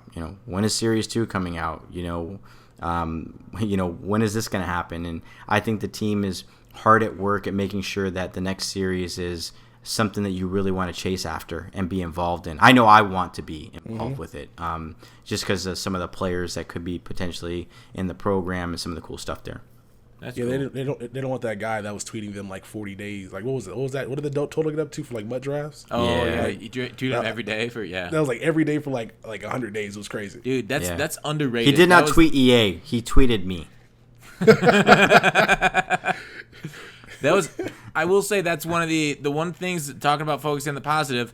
The one thing about the community that we should note is you are doing a much better job. Well, not you, but EA is doing a much better job about updating MUT drafts this year. So I guess round of applause to the people doing that. That's fixed from last year. It was a big plan last year. I think last year we realized that was a pain point, and there were various teams involved with that, and we realized that we probably needed to really focus that with a specific team that had the bandwidth to do it, and they've knocked it out of the park and are going to continue to do that. So I think this year a lot of the feedback from last year, what you didn't like, is getting addressed. I'm just kind of creeping just to see what are the things that people hate the most here and there, and we'll figure it out. Well, what about one thing I don't like? Why is there no limited time during Team of the Week? Like, I pull these Team of the Week packs, but there's nothing to pull for. Why do you guys? What's that? Just complain about it, Fox, because they have a quick sell value. Yeah. Well, what? And then the quick sell values. What's the deal with them? Why are the quick sell values in the game? Like, that's, I don't know. I hate price floors, price ceilings, all that stuff. Like, put an artificial 500,000 coin quick sell on limited time cards. I feel like you're artificially inflating these cards that you should let the market set the price of. Yeah, so the quick sell thing, it's not my decision or my call. I like the idea, right? Because people wanted like a higher quick sell value on certain cards. I get the argument, right? Where you're going to have these cards that are 89 overall, limited time cards, but if you want to build out a specific team, you're going to need this card, and later on down the road, you're paying $850K for a card that quick sells at 500. I get that. Those conversations have been passed on to the teams to kind of look at possible ways. They had some creative ideas, but I also think due to time and due to bandwidth, they need to balance out whether or not they can make something happen in that space, right? So, but for right now, the limited quick sells are here. They're here to stay. I think the value is nice because when you pull a limited card, you want that value to retain itself, not just on the auction block. But if you decide to quick sell it, then you're good to go. Team of the week. I had this conversation with someone today. We have primetime performance on Thursday and Friday, right? We have limited cards on Saturday and Sunday for Legends. There comes a point where you just don't want to do too many limited cards. And I know I hear the argument. You want something to pull for. But I don't think with Team of the Week, the issue is that you want something to pull for from the community. They're more frustrated with the design of the program, I think, the stuff that I'm hearing. Like I saw something from ScoMo I haven't watched yet. I'm pretty positive the stuff that he's saying in his video I've already heard about. But I'll still do the due diligence to kind of listen through it. And that is like, you do too many limited cards across the board, there's nothing special about it. And we have other programs that are going to be coming out in the future that those programs will have limiteds tied to them. And I just don't think that they wanted to tie another limited card to Team of the Week. I think Team of the Week in and of itself, from what I'm hearing from the community, is it needs a change of some sort, right? And that they want to see different things happen. See, my thing with Team of the Week is I actually like the fact that these cards are more attainable. Like, I don't like that none of the cards are usable that are like the 85s and under, because nobody really, because like the 85s are gonna be going for a certain amount of coins. So if you're gonna be having your team that's kind of stupid, and then the 81s through the 77s aren't. But I do like the fact that the heroes aren't like dumb expensive as they once were. Like the Tyreek Hill's the best receiver in the game, and he's going for an affordable price for most. 340, yeah, that's really good. Best is subjective, okay. He's not the best receiver in the game. Speed kills. All right, second best behind Randy Moss. Second best behind Randy. Randy Moss, Tyreek Hill, and then the rest of the field is everywhere. What? Dog, speed is so important. I love Jerry Rice. I love Jerry Rice. Captain he's Jerry fast Rice. too. He's like 90 speed. But you got to like spend tokens and training to get him. Oh, so Jerry Rice. You gotta have to have the right goat or no right with the captain. Yeah, took Strahan there. Oh yeah, but I'm really grateful that EA heard the community feedback and decided to go ahead and give you guys that captain set. So we are listening. So if awesome. You just need to go ahead keep and do upgrading them. Yeah, that was great. Yeah, sometimes, and you can do it 3 times. Like you realize in the middle, down the road, like oh my gosh, I got all these great receivers. I can go ahead and power them down and go ahead and do something different. But we listen. It's just sometimes it takes time to go ahead and make those changes. But it's I hear you. Hey, has there been discussion about when you power down ability chems to get our training back? Because, like, trying out Gunslinger and Conductor and then powering it down and getting 0 back out of the 900 I spent kind of hurts. But is there's talk about that? Or So it hurts. Let me put salt in that wound. Yes, we have heard, and I think it's going to stay that way, but it could be subject to change. But I wouldn't get your hopes too high. From what I've heard, it is a design, and but we are listening to the feedback, right? So we have to be really careful about quickly moving on things that we do in new programs, because once you do that, you set the precedent, right? And so just know we've heard that feedback that, hey, I spent $1,000 on Matthew Stafford to go ahead and get, was it Conductor or Gunslinger? Which one was it? I think it's Gunslinger. Yeah, and then I go ahead and unpower it, and I get nothing back. It's really frustrating. The argument on the flip side is that maybe we should be a little more transparent and letting you guys know what those chemistry abilities are ahead of time, so that you don't go ahead and go down that path. I know Jake put something out on MUT that talked great. A little bit about that which was great. There was a lot going on around that time and what we're trying to communicate and get out on blogs and all that kind of stuff. I think it's going to get better. I'm really excited about the stream format. Hopefully we can get the right kind of information out there, and constantly talking with the community is a good thing. And it'll give us an opportunity to figure out what are the things the community want to talk about. How can we kind of incorporate that into like a 15-minute video, or if we do something, not video, but like stream, if we want to do something more, how do we expand upon that, all that kind of stuff. Should I go live on Instagram with videos? I don't know. I've thought about that. Be kind of fun. Yeah. Wherever you can get the information out, we're sure to follow. So I appreciate that you told us that you heard it and you understand, and that it's not changing. It's better than being left in the dark. I'll just say that much. Yeah. But training it is tough right now to lose so much trying out new cards. But I appreciate you guys heard it. Texas, any comments? I mean, I'd rather be told that as of right now, no, instead of just like waiting. So people who are out here saying, I'm not going to depower until I have to. Now I can go ahead and just depower their players. Yeah. It'd be kind of nice for an option, maybe. Like you can depower, get half your training back, or you can, if you want to keep the card, just depower and just keep it. So the training. I was wondering. Go ahead. Oh, go ahead, buddy. Go ahead. No, you got it. No, I was saying training points is the thing. Keep in mind is that training points is an interesting economy right now. It's like a very interesting economy. So our guys are looking closely at that. I love training. I love the fact that it forces me to really think hard, and little plug here. I've been playing the game since it launched. I got I'm a 44 level. I got like an 87 overall team, 86 last time you saw it. But I got 2.2 million coins that really worked through. I've done too many solos that I don't have a life. I think I'm at like 575 right now. Nice. So as a community manager, there's 2 takes. I have the grant tool. I can give myself whatever I want, but I hate that because I don't then identify with the community and their pain points, right? So like I grind and I have to make those hard choices like you guys, like solo battles, freaking frustrated with the speed. Talk with the teams. Yep, we're going to go ahead and fix the speed, right? MUT squad challenges versus CPU. It feels very slow. 4 days later, they go ahead and actually put out an update to address it in game because they realize, oh, we didn't see that. So as I identify with the things that you guys are frustrated with, so does Jake. He plays the game pretty extensively. As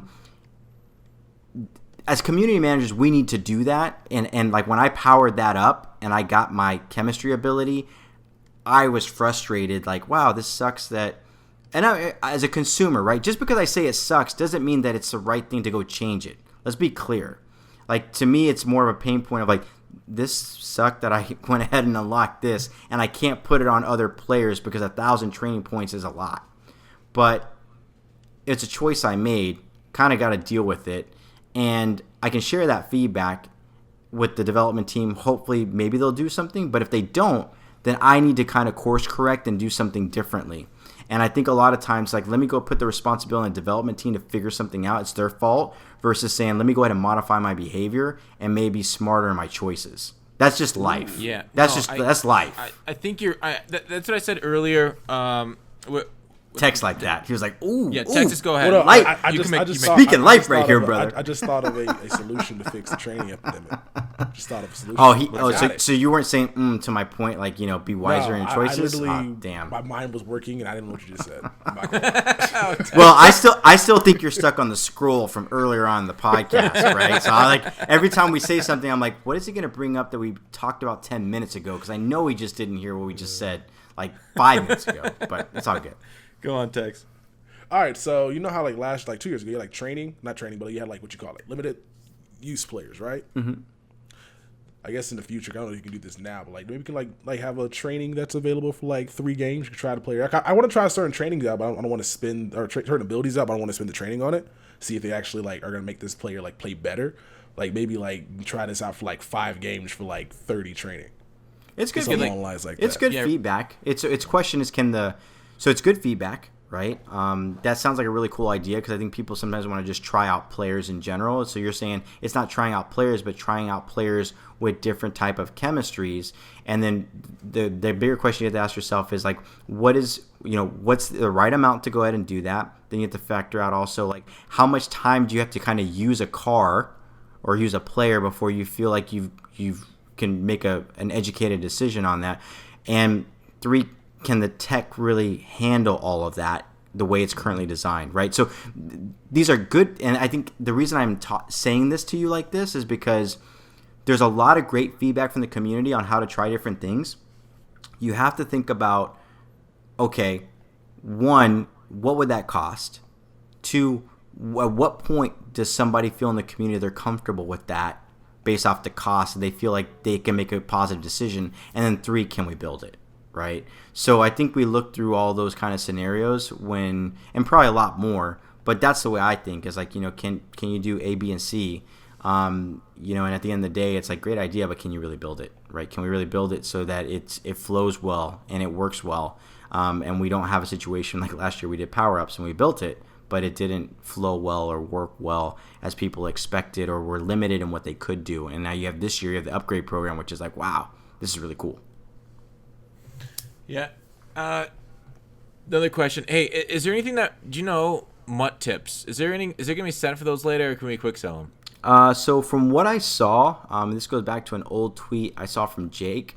It was kind of funny because someone had tweeted him and he said no, and then he said something else, and then people in the community got into a semantics discussion with him about how he was supposed to punctuate. It was no, comma, da da da da da. So from what I understand, no, there will not be a set for those. So they're simply there for educational purposes, and you should be able to quick sell them.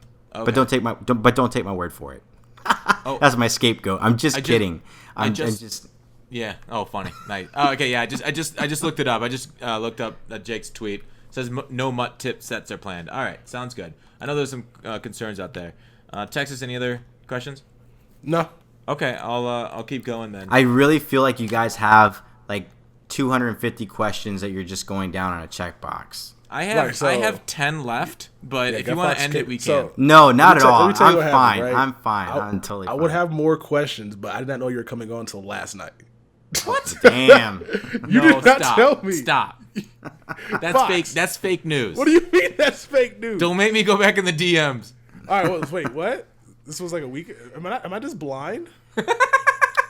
Hold on, let me go back and look. Well, from the sounds of Gut Fox, the answer is yes, you are blind. It's because apparently I'm looking. We talk in DMs all the time, so I don't be paying attention. No, but to be honest with you, I'm happy to talk as much as you guys want. And like I said, I'm going to try to share what I can. Don't take everything I say as fact and law. But I'll do my best to give some transparency where possible. I appreciate it. Maybe we just. I thought I asked about it. Doesn't matter, Texas. Dude, it's fine. This is a no-fault podcast. I don't see anything about this. This is a marital issue between you two. We need to figure offline. I'm pretty sure you may have thought you talked to me, but it might have been somebody that looked like me, but it wasn't me. Probably terrible. It was a fake Texas boy, accidentally. I was like, wait, what? She's coming on tomorrow? I was woefully underprepared. Yeah, sorry. I thought I talked to you about that. But anyways, yeah, I thought maybe last week after the pod I said something, or I don't know. Actually, no, it doesn't matter. Anyways, hey, Kraelo, question. Are Team of the Week cards from the preseason still in packs, or do the Team of the Week cards like leave packs after the week they're gone? Good question. I need to ask about that. I really haven't even asked anyone about that. No big deal. We'll figure it out as a community. I don't know, but I can that's something ask so around, minor. Don't worry about it. That's something so minor. I wouldn't worry about it. Hey, this one's bigger and more important. This is like, I think the community is. I'm not joking. They're like screaming for this. How do you guys point out solo battles? Like, and what's the user skill based off in that? That I don't know because I'm still trying to figure it out on my own. I play all of them. I play all 13 of them. I'm not the best, but I do get into the ultimate tier. I do lose once or twice. There's a lot of factors that is involved, and you're talking about like the team bonus stuff, right? Like, so that is designed by a designer, and they're constantly looking at those values. I don't know if those values change. I know it's kind of like, I know there's a lot of people out there, and it's interesting to watch people crunch the numbers and go, what do you need for this, that, or the other, to figure that out. But I don't know what they are. I really don't. I see people say, like, you need to score more than 21 points. You got to score more than 50. I guess that's the mystery and the beauty of it until maybe it gets hacked. I'm just joking. But, I don't know if that's something that can be found out. I really don't. And it's one of those things that I don't really ask much about because I like that mystery in it because I play it, right? And I'm always trying to I throw the ball a lot in solo battles. And I realize that my score is a lot lower because I need to run the ball. So there's like a running threshold, I'm pretty sure, as much as there's a passing one. I think the community has talked about that there's a threshold if you shut them out. The community has brought stuff up about scoring so many touchdowns in a game. But the conversations are interesting. I like the mystery. I hope it's never revealed. And I hope no one figures it out, because really? I think I think the thing is that I figured it out. Yeah. Okay. Moving on. But no, I think the reason why is it's really personal, right? Because I love this game. I like playing it. I like that mystery because I go in there and I'm always I'm playing against myself to get the best possible score, and I'm kind of keeping track of these kind of things, and it becomes very robotic. Like, the thing I was a little bummed about, and I talked with Jake about this, they did some things to fix solo battles because people were kind of glitching the system. I don't know what were all the glitches. I heard about like the kicks and all this kind of stuff they were doing. Goal like, block, they audible to cut the 4 verts every single time. Easy to get user score for picks and stuff. So people were legit cheating in there. Yeah, and I think that's the part that bothers me because I'm like, this is. People do that because they're ultimately trying to get these awesome rewards, right? But then it just makes the game so freaking robotic. And it's the same way that I feel about like head-to-head where people just use the same 2 or 3 plays again and again and again. Now, granted, I can hear the community already chirping in my ear, well, make a better game. If you make a better game and you go ahead and limit these things, I get it, right? And you guys would agree with me. We just wish people would play football the way it was designed to be and play games the way they were designed to be. But we don't live in that world. And that's why part of me is like, for the time being, I just enjoy not knowing some of those things so I can just play the game and just enjoy it. There's something to be said about just enjoying games for what they are. And I will say that after my heart attack, I keep saying after my heart attack, I really should say after my surgery. Like, after my surgery, my view on things and like what's really important and the quality of life of things, just I look at things like, okay, it's the way it is, and I'm fine. I'm okay with that. But some people aren't, So I like, okay, it is what it is, man. Mm-hmm. So that's probably something that EA doesn't want to release to but like, I understand that you guys kind of want to get down there to keep some sort of mystery there. It's unfortunate, but I see what you're saying, your argument. But about the online head-to-head and the meta that you mentioned, like, it feels like we've had the same thing. Like, bunch has gotten a little bit worse, but I still see people running some pretty effective bunch plays, like the pat sale, or with the I think it's called the pat sale with that post route. Like, why is it the meta gets so stale frequently in Madden, and it doesn't change very much? Like, can't you guys try and work on that more? That's a good question for the gameplay guys, honestly. As a consumer, this is my take on it. I do agree, right? I do agree with the community where it's like, maybe we should make a better game. And my response to that is, yeah, our teams are doing everything they can to make the game better and address things through title updates, and year over year, we're trying to make improvements to the game. We live in a world, Gut Fox, you know this, where it's, I remember back in the day where it was ebooks, right? And the ebooks they kind of really helped you play different elements of the game, and maybe you have like 1 or 2 or 3 glitch plays. Now it's just like rampant everywhere. And, you know, I've had people, I have friends of mine that play Weekend League because I don't play Weekend League. Last thing I want is like EA employee plays me in Weekend League and takes me out of something. I just don't want to deal with that. Yeah. I know a certain EA employee got banned from the MUT drafts because of because somebody complained about him. So I understand what you're saying. So it's just, and I respect it. You know, I play squads, challenges, and all that kind of stuff. But that's not what we're really talking about. But I think the challenge is, like, with my friends online, they will tell me every single night messages they get from people where they just say, you know what,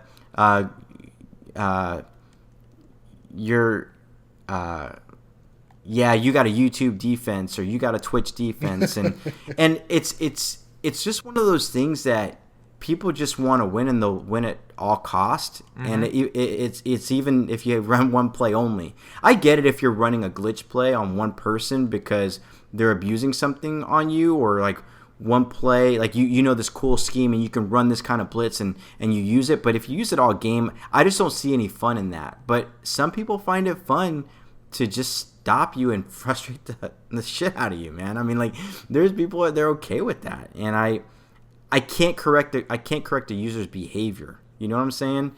Yeah, but like, here's my counterpoint. And in every game, everywhere, the community is going to want to win at all costs, or there's certain members of the community. You can't ask them to give themselves up a chance at winning to play more fair. That's not the community's job. It is the game developer's job to see what the community's doing, to see the overpoweredness. Like, say a play like maybe halfback wheel. I don't think it's too overpowered, but it's very good. Say that's averaging 10 yards a play in an online play. I think that's probably overpowered. Now you can take a look at other things too, other metrics, but like, I think it's the game developer's job to figure out why these things are overpowered and implement changes into their game to find out a way to balance them, to give us the tools. Like, there's some plays like users have to defend like crossers. There's very few ways of actually defending crossers without, like, you know, some sort of like different things that you can set up, but it's really a high level Madden to set it up. Like, I feel like if I put a zone on there and I'm like, all right, this zone should stop this route, and then he just kind of dumbs out and doesn't do it, that's on the developers. Like, yeah, you guys got to give us the tools to stop this stuff. That's a good point, you know, and I would love to envision a world where, like, imagine if someone's using PA crossers all game, that not only the user, but somehow in the game, like when you call like a specific setup that should stop it, that it adapts to that, right? Where it gets better.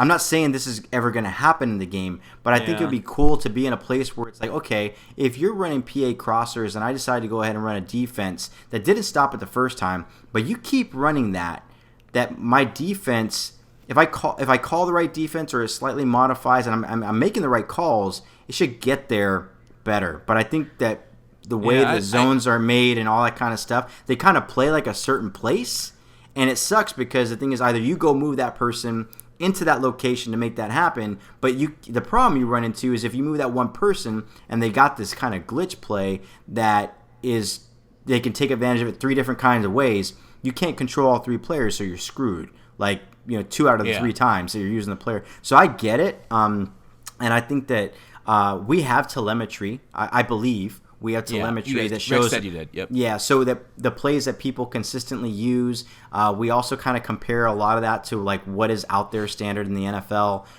like, you know, and how they're doing various things. And finding ways to balance that out. But the issue is like if a certain play is overpowered, then we probably should look at, and I'm just talking from my knowledge, not any development kind of knowledge, is like, is there a way that in the future we can make it where somehow the defense plays it better? Yeah, I don't love defenders reacting differently. I don't know. It's a hard point of view. I just want like a consistent way of stopping something if it's overpowered or if they're going to a certain spot, and a way of knowing to stop. Like what you're suggesting is essentially exactly what dynamic difficulty adjustment would be. Like you're not necessarily difficulty, but like your players are adjusting without your input. And I don't love that in like a competitive game. Like, well, I'm thinking like an adapt. I'm not thinking of like. I know you use the word DDA on that one. That's not what to me, I guess what I'm thinking is I'm thinking like adaptive AI. Would you consider adaptive AI to be DDA? Because I'm thinking more of like the game learning, like machine learning of stuff like that. Like that's a world I envision in, is that if you're calling this and it's not playing it, there has to be a way that it does play it. Because I think the most frustrating for me thing in a game right now is that if I know that this guy is running this play and I'm calling it and it's not covering it, is there a way that like the defense gets better and molds at it? There's a couple solutions. Sorry, I think one way what I want is maximum user control, so I can control my defense and they play exactly like I want them to. Correct. Like the way that you're suggesting, the easiest solution there was to just make it like those old Tecmo Super Bowl games where you can literally call and guess what the play that the opponent's going to do. Okay. Yeah. Okay. And then you guess what play they're going to do, and then your defense basically gets juiced because you called it. You told them, hey, look out for this specific thing. And the thing is, the downside of that is that there's so many hot routes on the field that I don't know if that will make the reason why certain routes are just better than others in this game. And finding a way to balance your game based off these certain routes is kind of important. Well, whether it's giving that routes to more offensive formations so that way we see more different looks, or taking them away, which isn't the greatest. But it's just a few routes in your game that are just, it feels like they're overpowered, or concepts. Like the hitch playmaker is going to take over your game in a couple months when everybody starts having playmaker on the field. Like that's what the high end guys are doing, and everybody tends to copy the high end guys. So they'll like do it like a crosser route, a hitch playmaker, and a streak to clear out. And like it's frustrating to play the same player over and over. It feels, and I don't know. Like I feel like I hear you. You guys need to adjust that frequently. To take away that stuff based on telemetry or what you're seeing being too overpowered, whether blitz is on or offense. You bring up, those are some great points, and I think like things for what you said. I think I look at Madden like a chess match, right? Every day. Ideally is. I would love that kind of match. And I think that when you and I are talking, and I guess I'm coming back to this point because the community likes to harp on DDA and how we use those terms and all that kind of stuff. I don't like being penalized on my defense when I know I've read it correctly and I know what they're going to do, right? 100%. So like 100%. So there's like this part of me that I want to be able to counter it, but for some reason in the game I'm not able to counter it the way that I envision it. And I kind of like you were saying, if I know they're going to run this play, I would love like an override button to just say, I know they're running this. I want you to play it like this. And it's like, how... I don't know if that's like an adaptive AI kind of thing. I don't know because I'm not a software designer or a software developer.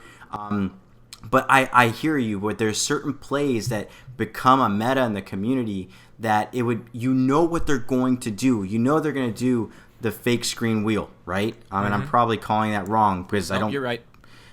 So like fake screen wheel, and it's like it would just be cool. I know they're coming on this formation. I can go ahead and line up the best type of coverage, but I can take that coverage and lean it more towards this specific play, so I'm not getting cheated by it, and I don't have to deal with it. And I would love a world like that, and I don't know how we'll get there, but I hear that frustration, man. And I don't know. It's a good question for Clint. If you ever get him on the podcast, ask him about how they go ahead and look at different kind of plays and adjust to it. All right, sounds good. Texas, any comment? On the whole, meta. And, I think we talked to Clint about that on the podcast about telling about something. I guess that is far out. I'm pretty sure we had a discussion about that with him when he came on before. Yeah. So. Gameplay stuff, man. I'll be honest with you. I always use a disclaimer. I'm not a developer. I'm not a producer. I'm just a husband, a father of 2 dogs, and love the community. And I'll give you my personal opinion, but don't take anything about how the game works and how it should work as fact, because you guys know more about the game and play the game than I do. I mean, I'll be frank with you. I'm not a huge gameplay guy. I'm a huge MUT guy. That's my strength. Grinder. Yeah. I'm a solo grinder. I'm a no-lifer, bro. I just grind all day, all weekend. Grind don't stop, can't stop. Hell yeah. And there's nothing wrong with that. A lot. I'd say the majority of the community are solo grinders. Wouldn't you say, Kraelo? Oh yeah, for sure. I think a large portion of our a lot of people that log into the game play solos, and a lot of people play solo battles extensively. It's pretty crazy, the numbers. Mm-hmm. Which I can't tell you about, but yeah, they're good. Yeah, I believe you. So I got a question about MUT Draft. You're talking about how the game was too confusing earlier. Mm-hmm. I got into MUT Draft. I'm looking at this, and I'm like, okay, there's a 5-ticket option and a 3-ticket option. I was like, what's the difference? Why is there 2 when 1 would do? Because I even asked that today on stream. And people said you can match up between the 5-ticket and the 3-ticket people, because this one guy said he matched up against his friend. He did 3, his friend did 5, and they queued against each other. So the ladders aren't separate, just the rewards are different. Why 2 when 1 would do? You mean why different type of ticket tiers? Because I think 1 is like a shorter run versus I haven't played MUT. I apologize. I've not played MUT drafts. I think they're actually reward based. It's reward-based, but is it still the same run? And I feel kind of bad, but I think my challenge is I don't play a lot of the online modes for that reason. I don't want to get into, people start sending you hate messages, when they know it's like, I played Kraelo.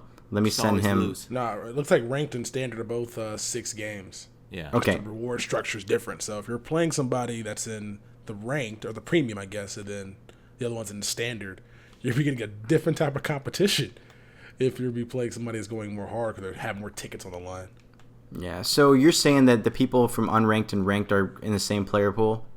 Yeah, Is that confirmed? Well, okay, as much as you can trust Twitch chat, but you'd have to talk to the EA guys. But that's what they said. Yeah, they said he played against his friend.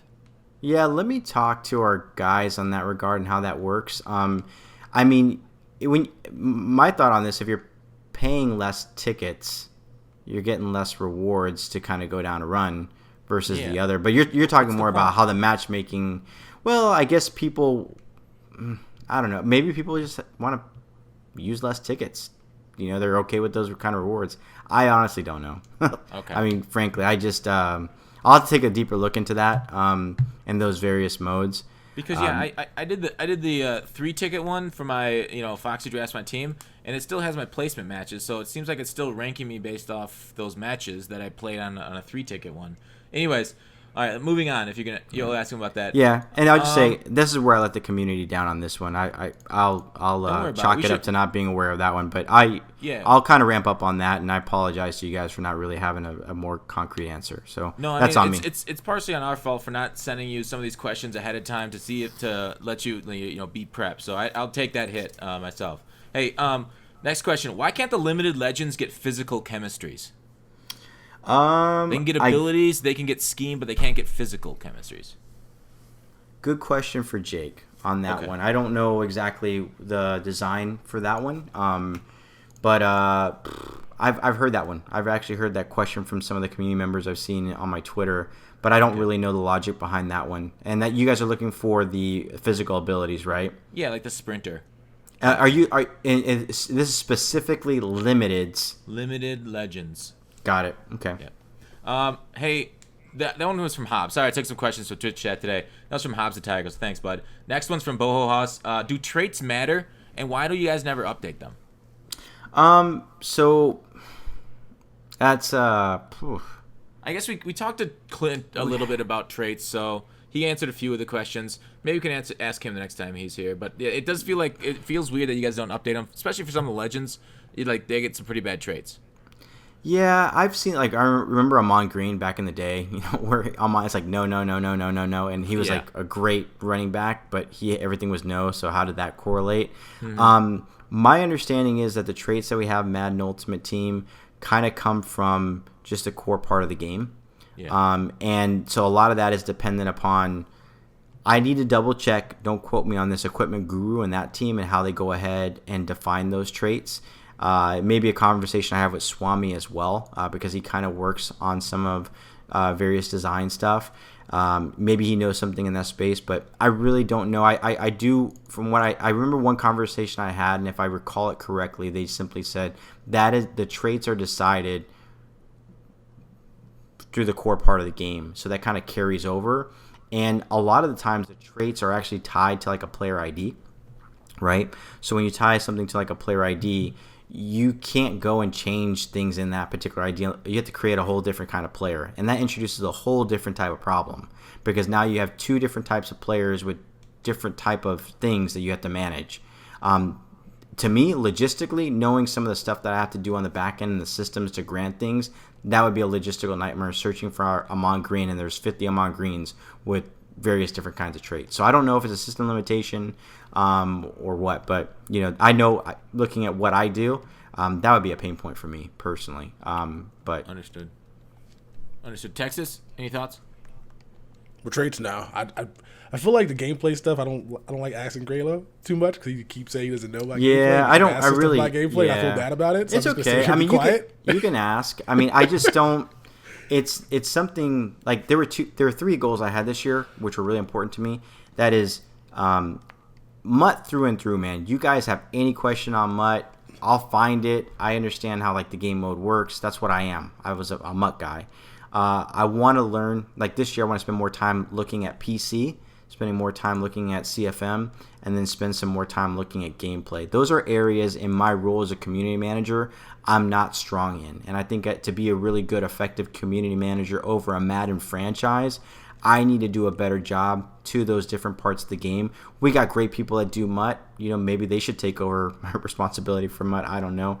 And I work on those things, but those are goals for myself that I want to get better on. And hopefully next year, I get better at it. I think I've talked with Farles and Gibbs and Swami about coaching me how to be a better guy when it comes to gameplay and understanding those concepts. I gotcha. Hey, is there any chance we ever get like custom audibles to save between games, or what about custom playbooks in MUT? I know there's been a lot of conversation about custom playbooks in general. I know that we kind of introduced some element of that last year. You'll see it in the game this year, but that's a conversation that keeps coming up. I don't know where they're at with that, but it was brought up by the Game Changers during the a lot of the feedback events about something that it's a feature they would want. When it comes down to custom playbooks, or actually feature development in general, you kind of got to keep in mind is it's a great idea, but how many people would actually use it, and what's going to be the barrier entry to use it? You guys, we've talked about this before.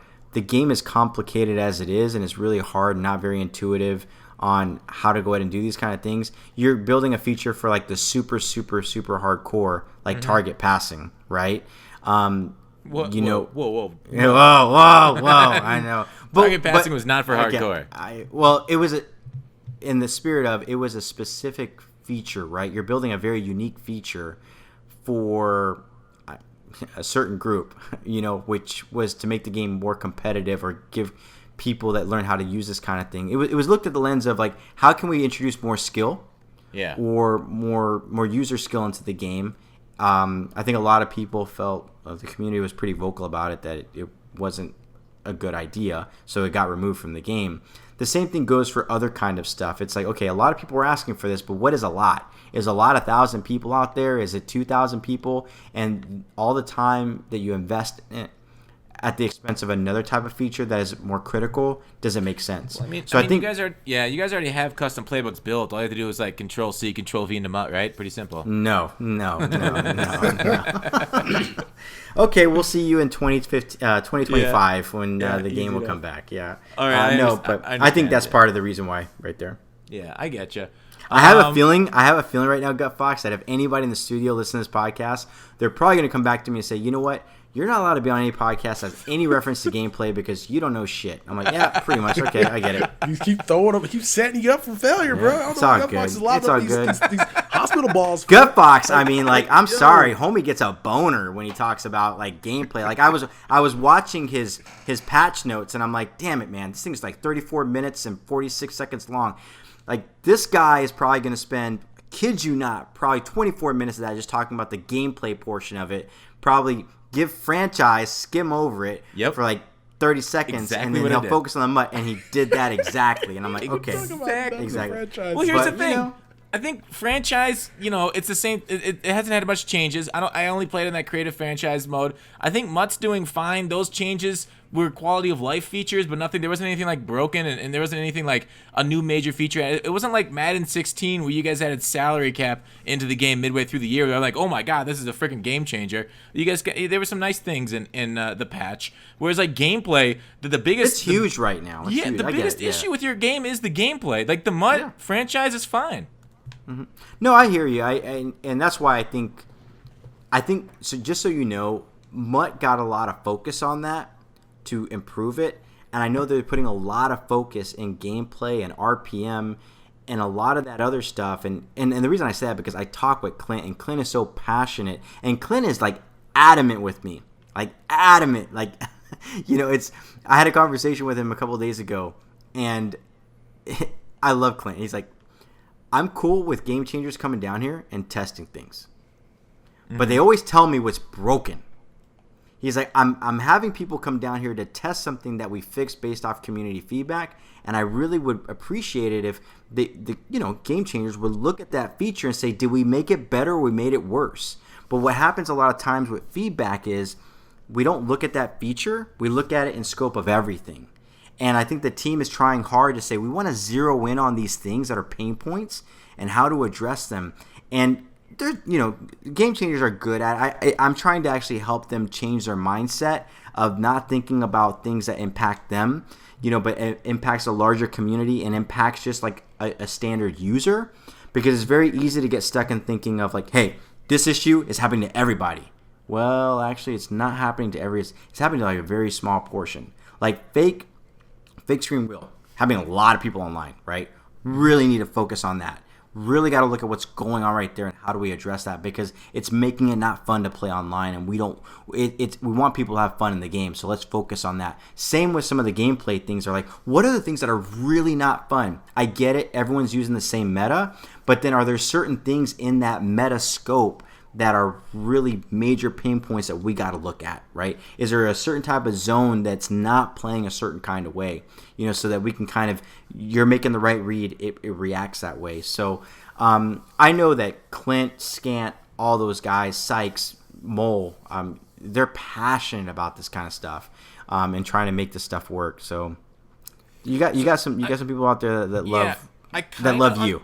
Like, I understand kind of what you're like. So with the game changers come down, Clint doesn't want them to show him what's broken as much because like they got other testers that show that, but they want him to tell like what do they want the game changers to do then? No. So they'll come down, they'll test, and they'll get an idea. Like the game changers will test things, right? And they'll see what's working, what's not working, and they'll submit that. But sometimes when we want to verify certain kind of issues, right? Like, did we fix this? Did we address it? Is it going to be positive or negatively received in the community? Sometimes the game changers get so focused on what's still broken that they don't see exactly like what we're trying to fix. And that's something that, like, if I were to ask you to come to the studio and say, I want you to test this specific broken gameplay mechanic, you would do it, but I'm pretty confident with you that after playing and just testing that mechanic, you would probably see a lot of other things that aren't properly working, right? And that's the thing that we're trying to get better at. Is like, let's isolate and deal with some of these bigger pain points, because we're going to address those other things. We know that they're pain points as well, but we're trying to address this big pain point over here. I don't. Does that make sense? I'm not. Yeah. It's we don't tell the game changers like don't test anything else. No, it's just sometimes in certain short periods of time when we're trying to fix things, we really need to narrow down that focus, and that's what I'm trying to do with the game changers right now. Is saying, guys, I need you, like with your feedback and the stuff that you're providing from the community, is looking at it from the lens of not like the hardcore all the time, but from other people and how that impacts them. But also when we're looking at certain kind of issues, look at the whole issue, look at the issue specifically, but then how it impacts everything in its entirety. It's a hard thing to describe, but it's like you get it. In this patch, I understand what you're saying, and like you guys fixed cover 4 palms. I didn't test cover 4 palms because you guys said you fixed it. I test cover 6 and 9, and that's still broken against a trip set because you guys don't have trips recognition in your game. So like I spent like 3 minutes berating EA for not having for cover 6 and cover 9 still being broken in your game, even though it's been identified since the beta. But you guys really were focused on fixing cover 4. So basically, cover 6 and cover 9, you still have to hit left bumper and Y in order to get it to play the sticks to play it correctly. So that's going to hurt like low end people on the ladder. But I totally get what you're saying. You want people to focus on the specific thing when they're testing. Like it's kind of like testing the interception camera. Your interception camera is really wonky. And like, can people get the timing of it? Maybe. But like. And then they say like, well, after the interception, then you stumble a lot. That's another issue. You always stumble a lot after the interception. So, but like you guys might know that, and that wasn't really what you were testing. You were looking for the interception camera wonkiness. So, I get what you're saying. And maybe we should stop talking about gameplay, like Tech say. One more question. How this is a lot of people. How are online matchups done? Like, is Weekend League done by win amounts? I don't know. Okay. Is that something you guys would be willing to share? Or is that something like you guys? So you're talking about Weekend League, or the seasons, or MUT draft, or stuff like that? Yeah. So I know I've had this. So I've had a different kind of conversation, right? Where it's about matchmaking. Is this along the line of matchmaking? Yes. Is that what we're talking? Yep. So we all know that there's like that type of elo kind of like skill based kind of thing that helps you with like the matchmaking, right? Yep. The problem is that I had a conversation with someone, and it made sense to me that let's say that you have the current matchmaking system and then you add more stuff to that, like add this variable into it, right? OVR, or add this other variable into it, this, that, and the other. When you add a lot of these other variables, one of the complaints we hear from the community too is it takes them a very long time to find a match. Right? So imagine introducing all of these kind of variables, and then I'm thinking like later on in the season, it's going to be even harder to find a match. It's easier to find one now, but down the road it will be excruciating, right? So yeah. I think that at the end of the day, the matchmaking system is made in a way of what we call today like ELO or skill based and all this other kind of stuff, and how that works. I mean, you can look it up online. But the moment you start introducing all these other kind of concepts, it's like adding filters, right? Like adding a lot of filters to kind of narrow it down and like gate points. We want you to have a good online experience, and I know that like you're saying, well, I'm not having a good online experience, I'm getting matched up with these other kind of guys. But there has to be a balance there, right? Of what is too long, what is too short, what is just right. And I'm not the expert to really talk through all of that kind of stuff. I'm also very leery of talking about it sometimes too, because people try to game the system, right? And that's where people will go so far as gaming it by looking at the top 3 and then quitting out. Dashboard is still an issue, yeah. Yeah, and I think I could see why people internally might be a little more hesitant to kind of share that kind of information, so that people don't.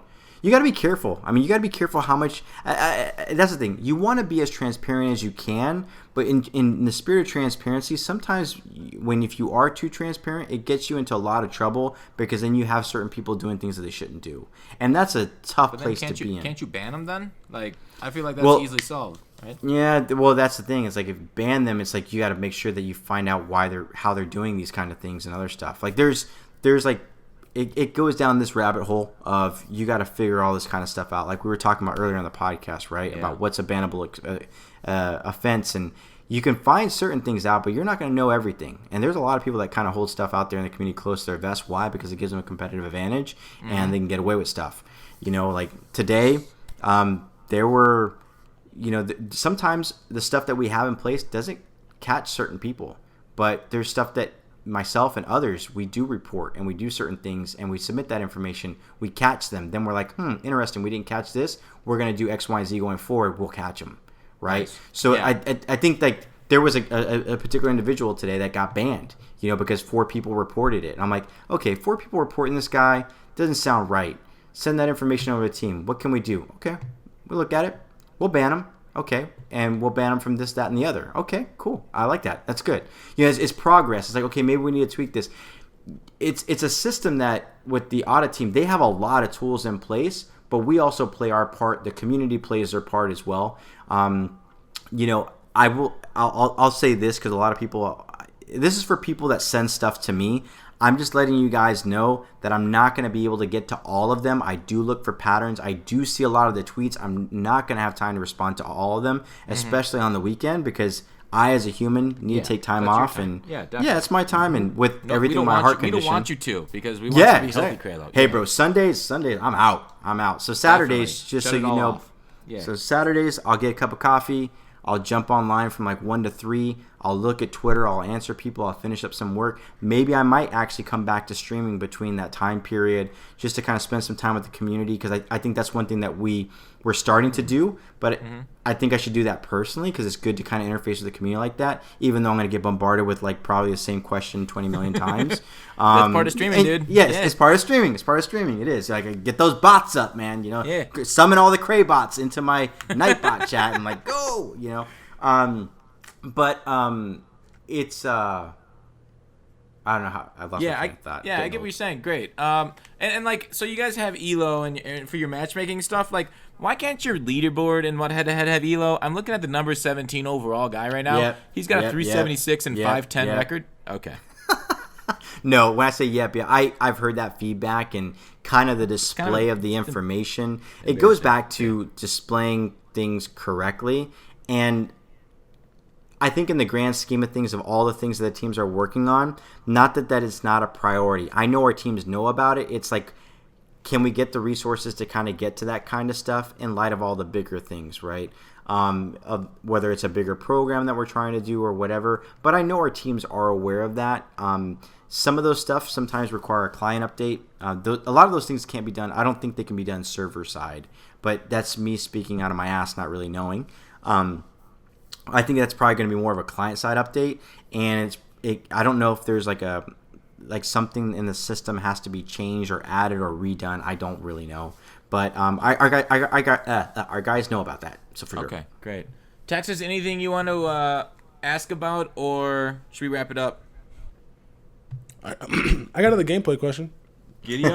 No, I'm just trolling. I don't got a game. I know you had a whole bunch of question texts. I'm happy to answer any kind that you had. I'm sure you've been thinking about them through the entire podcast.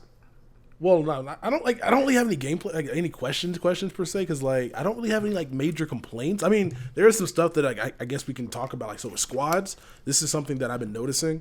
If you get into a game. So we're playing squad solos with your friends, which is the offline portion of it. So I do a lot. If one of your friends is in the Super Bowl or in the playoffs and you get into the game without closing out of the app, you get kicked and get a loss. Mm-hmm. Okay. It's happened on multiple occasions, but you guys probably already know about that. So.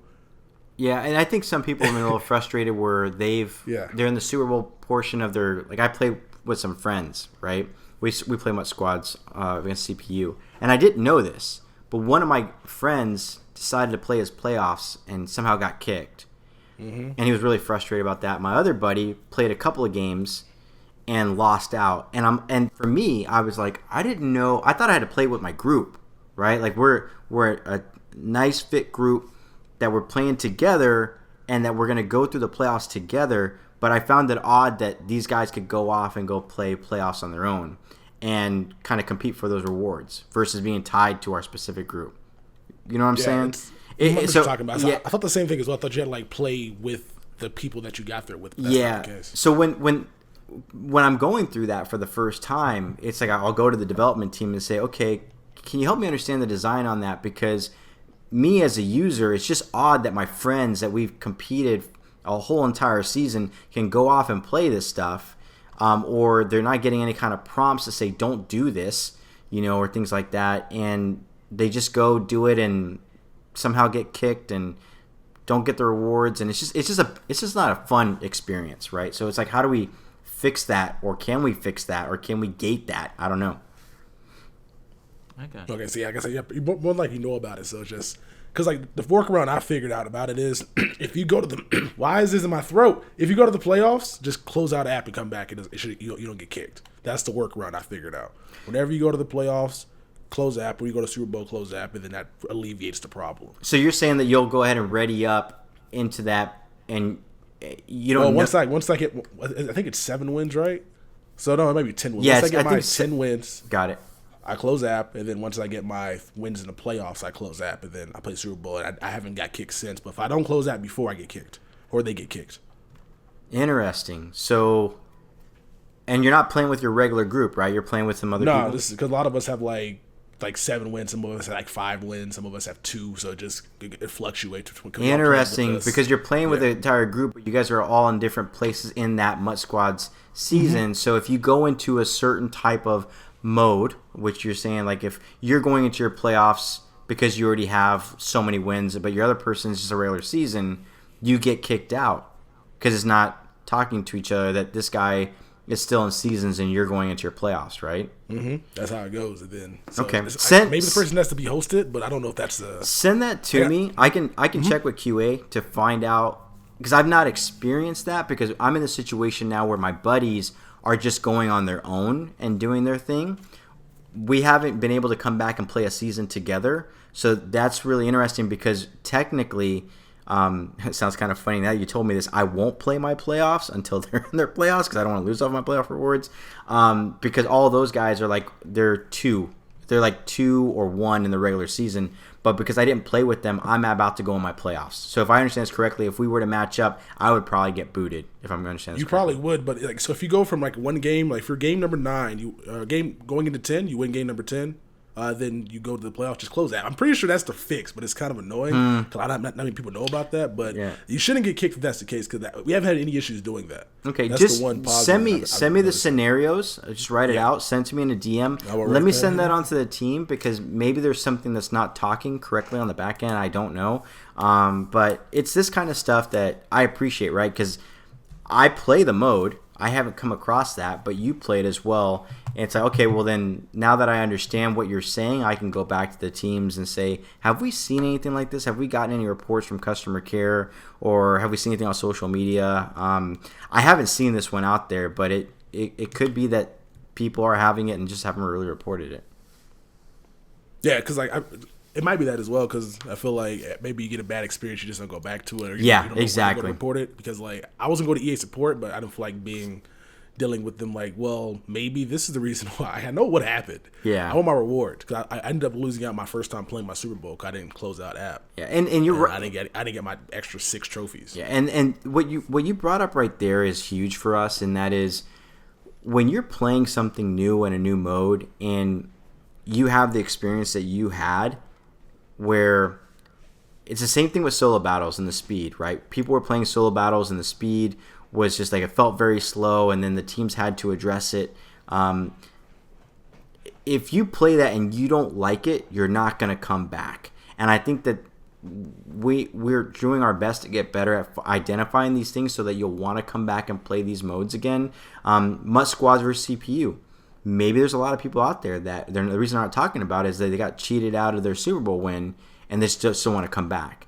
But we want to know those kind of things so that we can address those, so that you can enjoy those modes going forward, right? So thanks for bringing that up. And once I get that info, I'll talk to some folks that are experts in squads to kind of see if they understand what's going on. Gotcha. Hey, are you guys looking at, I saw you guys put the sub linebacker packages in this year. Are you guys going to do more of that in the future with like edge backers and inside backers and inside lineman stuff? Or are you getting kind of comfortable with that?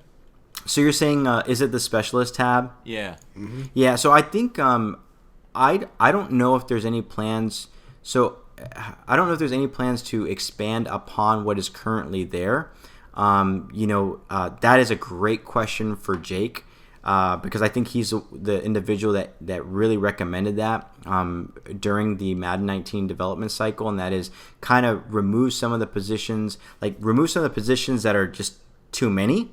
Also, he recommended that if you look at the chemistry, your second and your third players, you add chemistry to those guys that actually helps your entire team, which is really cool. So they're not just backups. It's like, if I ask someone today if I have chemistry on my tight end 2 and tight end 3 and I do West Coast, will that boost my overall chemistry from a component player standpoint? They're like, yeah. I'm like, that's crazy, Mm-hmm. And keep in mind, I know a lot of people probably on podcasts like, this kid doesn't know what the hell he's working on in his game. I was out for 2.5 months during a critical part of the design of a lot of the game, so yeah. I've been learning the game. Hey, you don't have to justify it. People understand.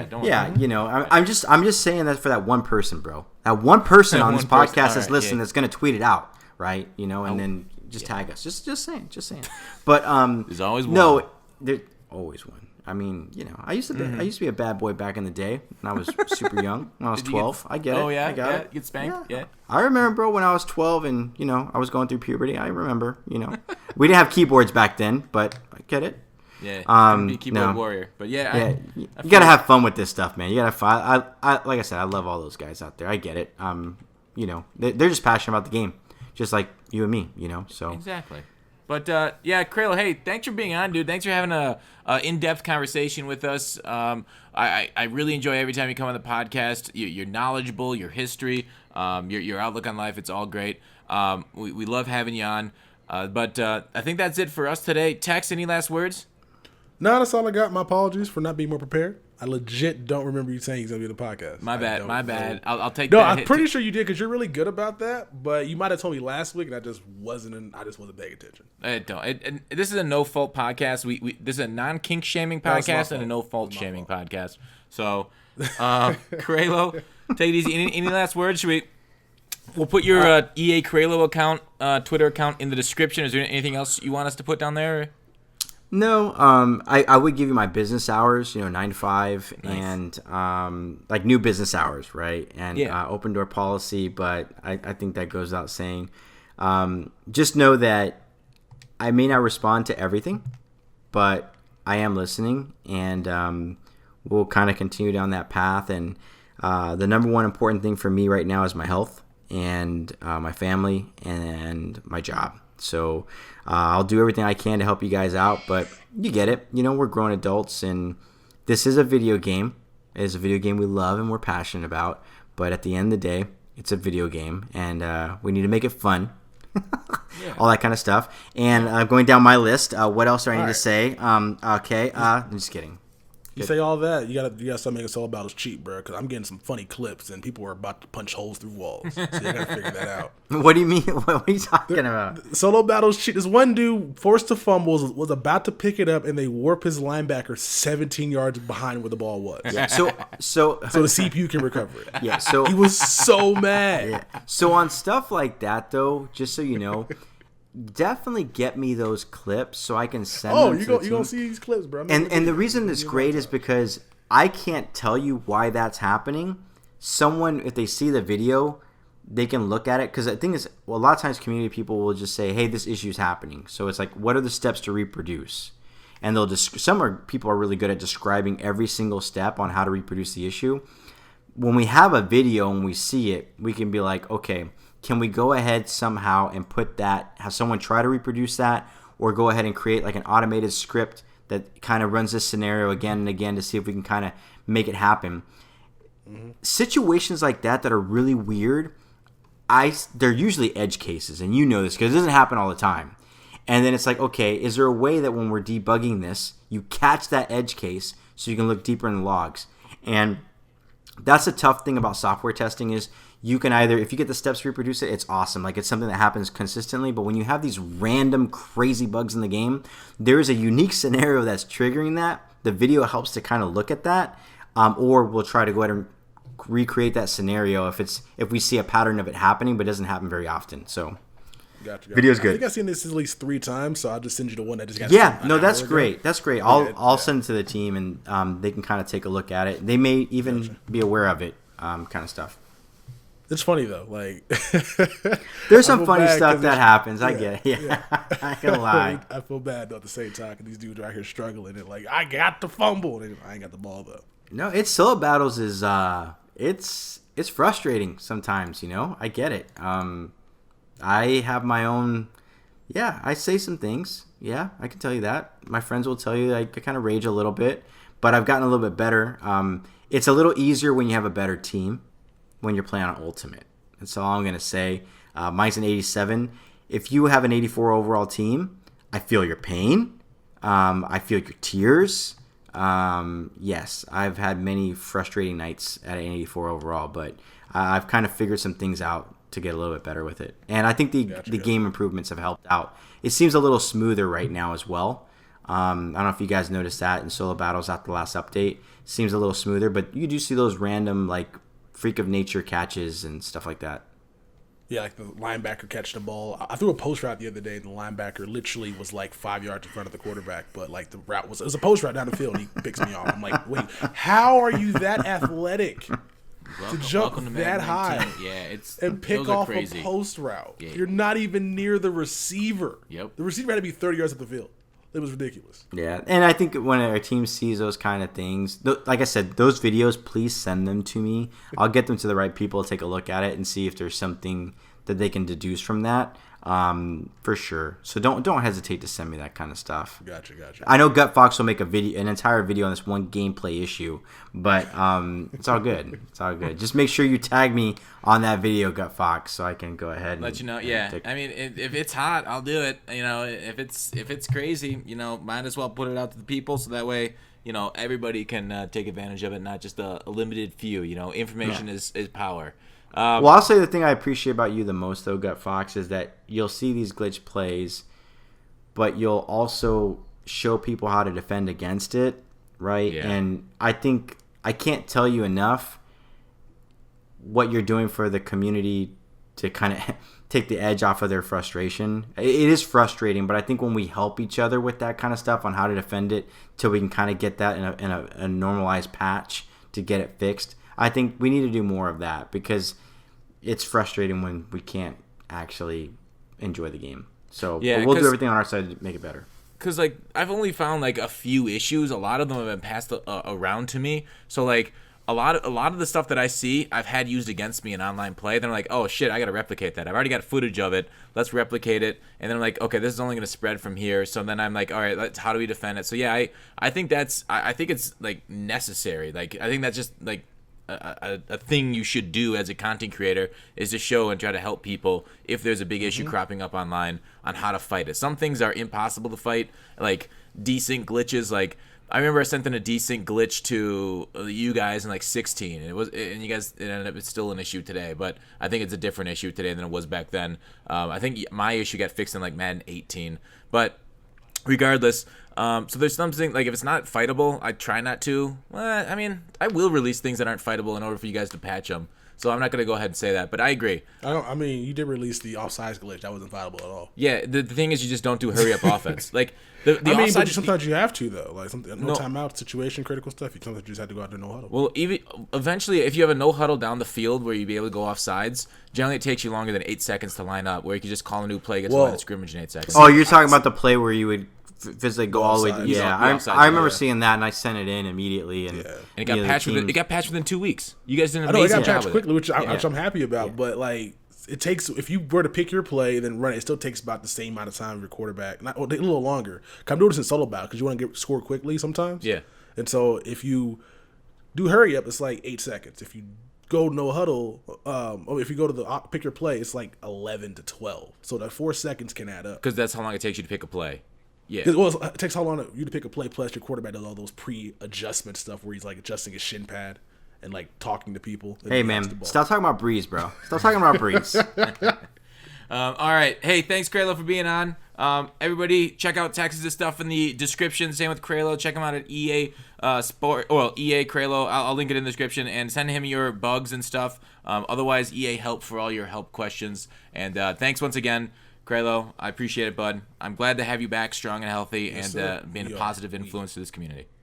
No problem, man. Signing out. This is your gameplay expert, Kraelo. Peace out. See you guys. All right, take care, guys.